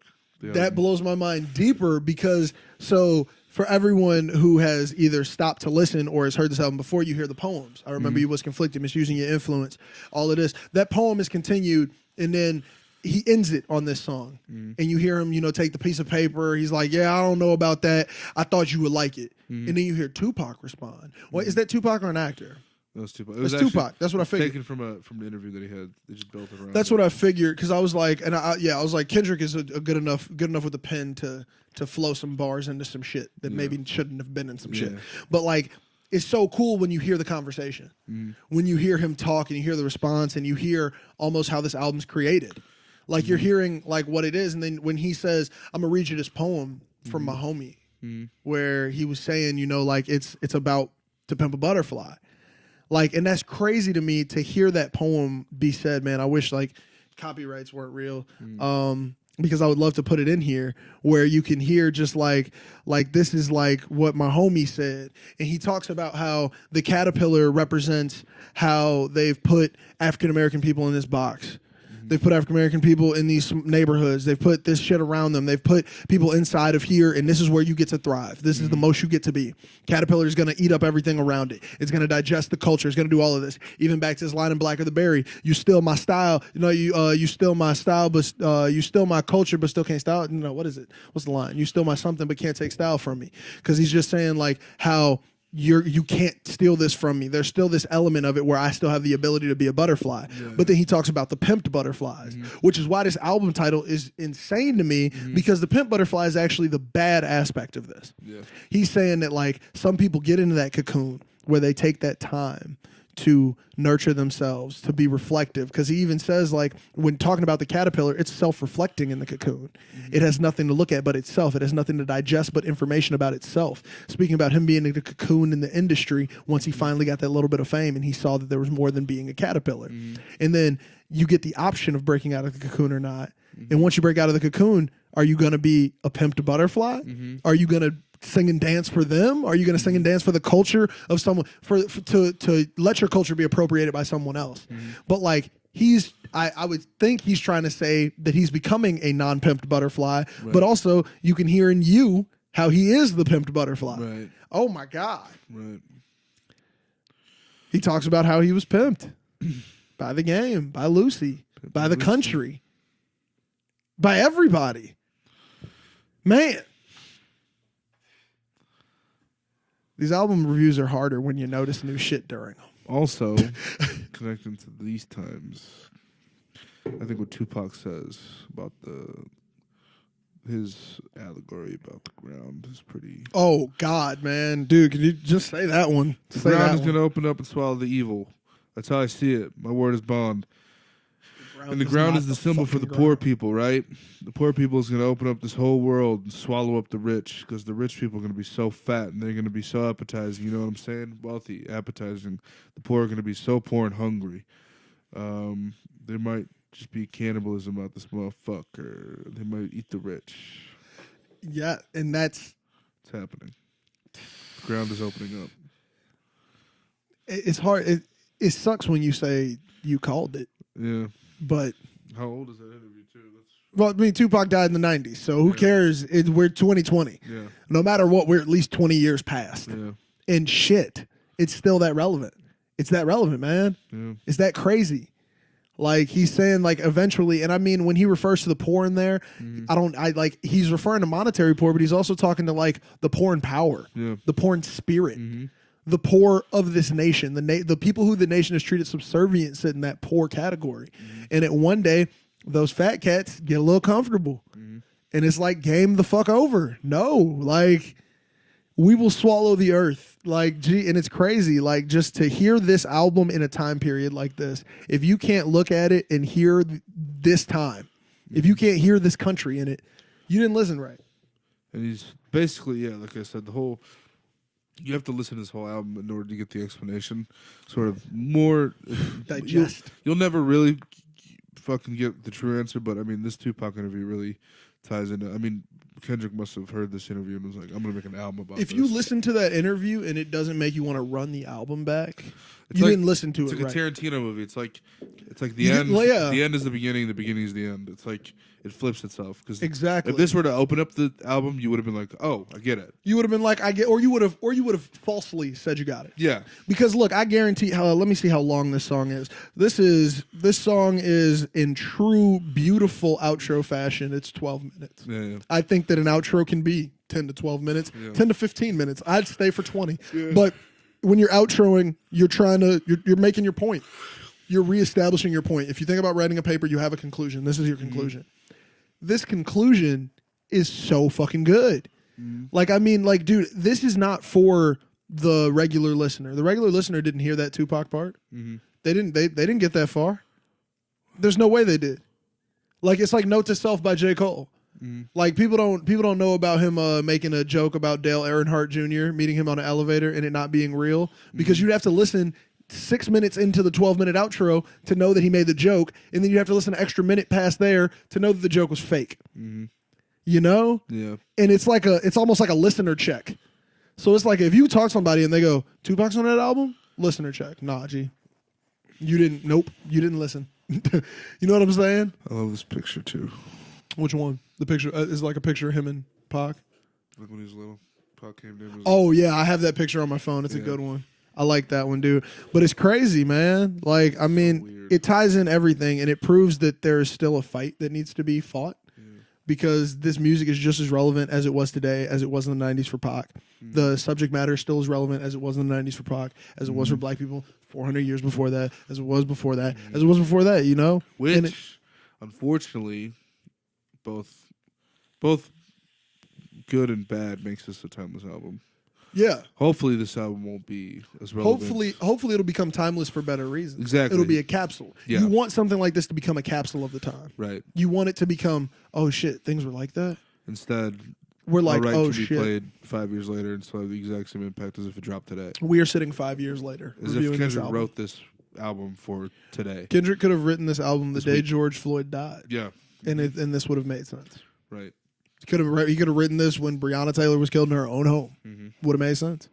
And then you go, and then Tupac talking about that. That was probably 25 years ago now. And that was before that. Exactly. Like, we're talking about, and that interview probably had 2 decades on that. Let's say the interview was in 95 and this album came out in 2015. That's a decade. That's 2 decades. I'm sorry. It's extra 2 decades on that. Like, of just that content still being that relevant. Man. It's fucked up. But hey, man, this music is that deep. And I mean, like, I think it's crazy. I hope you all at home are enjoying this video, because I think we just tie that together with that, man. I think it's time to get the fuck up out of her. When you listen to this album, imagine it like, I always like to imagine it like Kendrick was playing this for Pac in the studio. I can see that. I feel like my setting's a little bit different. I imagine this when I listen to it in its entirety. I imagine Kendrick is sitting next to me like a hype artist, trying to go, did you catch that? Did you catch that? Yeah. You know what I'm saying? Like, I almost hear that when I'm listening to it. Like, I'll hear a crazy bar he says or a sick flow he spits, and I'm just like, I almost can just like hear somebody going, yo, did you catch that though? Like, run that back real quick. This entire album is full of run that backs. Yeah. So one of the songs he goes, that line is very important, or something like that. He goes, that bar is very important. Gee, and it's like, at this point, he has to tell people. Yeah. Because, I mean, like, because what did he say? My Kool-Aid for the analysts. He says that in here, in Black of the Berry. Like, gee, I'm Kool-Aid for these analysts. Like, I'm what they're waiting for, because I just told you something that is still going to be relevant. I just told you something that's so deep that you don't even understand or see it. We did tie this up together, but I think one day we need to do Damn, because... Damn is intense, too. That's a different... Kendrick Lamar stated views. Kendrick Lamar stated his views on police brutality. Wasn't the line in the song. And we hate the popo. That whole fucking intro. We hate popo. They want to see us dead in the streets for sure. That ties into it's almost like a... Oh, dude, if we do a Kendrick mega episode, we could tie all these albums together, dude. I've seen people do it. I can't wait to talk about Damn. Damn is so good. Oh, we got to do it, man. Look, since we're gonna continue on content that's relevant for the time, maybe we should hit that one up. That's a deep one, though. I'm gonna need a week. To digest. Like that's one where I want to come with like notes. Dude, like this album I sat with for 5 years, and I mean these are 5 years where this has not left my rotation. I could tell pick a year. I could tell you I was listening to one of these songs. I have that on vinyl. I think we might need to listen to that on vinyl. Damn. Oh, yeah. Of course, man. Oh yeah, that's when you bring into the studio. We listen to, have some drinks, then record. Yeah. Oh, it'll be a good one, man. But look, hope you all enjoyed this. If you did, give it a thumbs up. Make sure you're commenting in the bottom. We look at those. We respond to them. Alex makes comments on YouTube. You see how active we are as YouTubers. Yeah, dude. But yeah, that's why we're out here. Also, for those of you listening at home, we're about to have an outro track coming at you right now. And for those of you listening on YouTube, thank you for joining us. We out.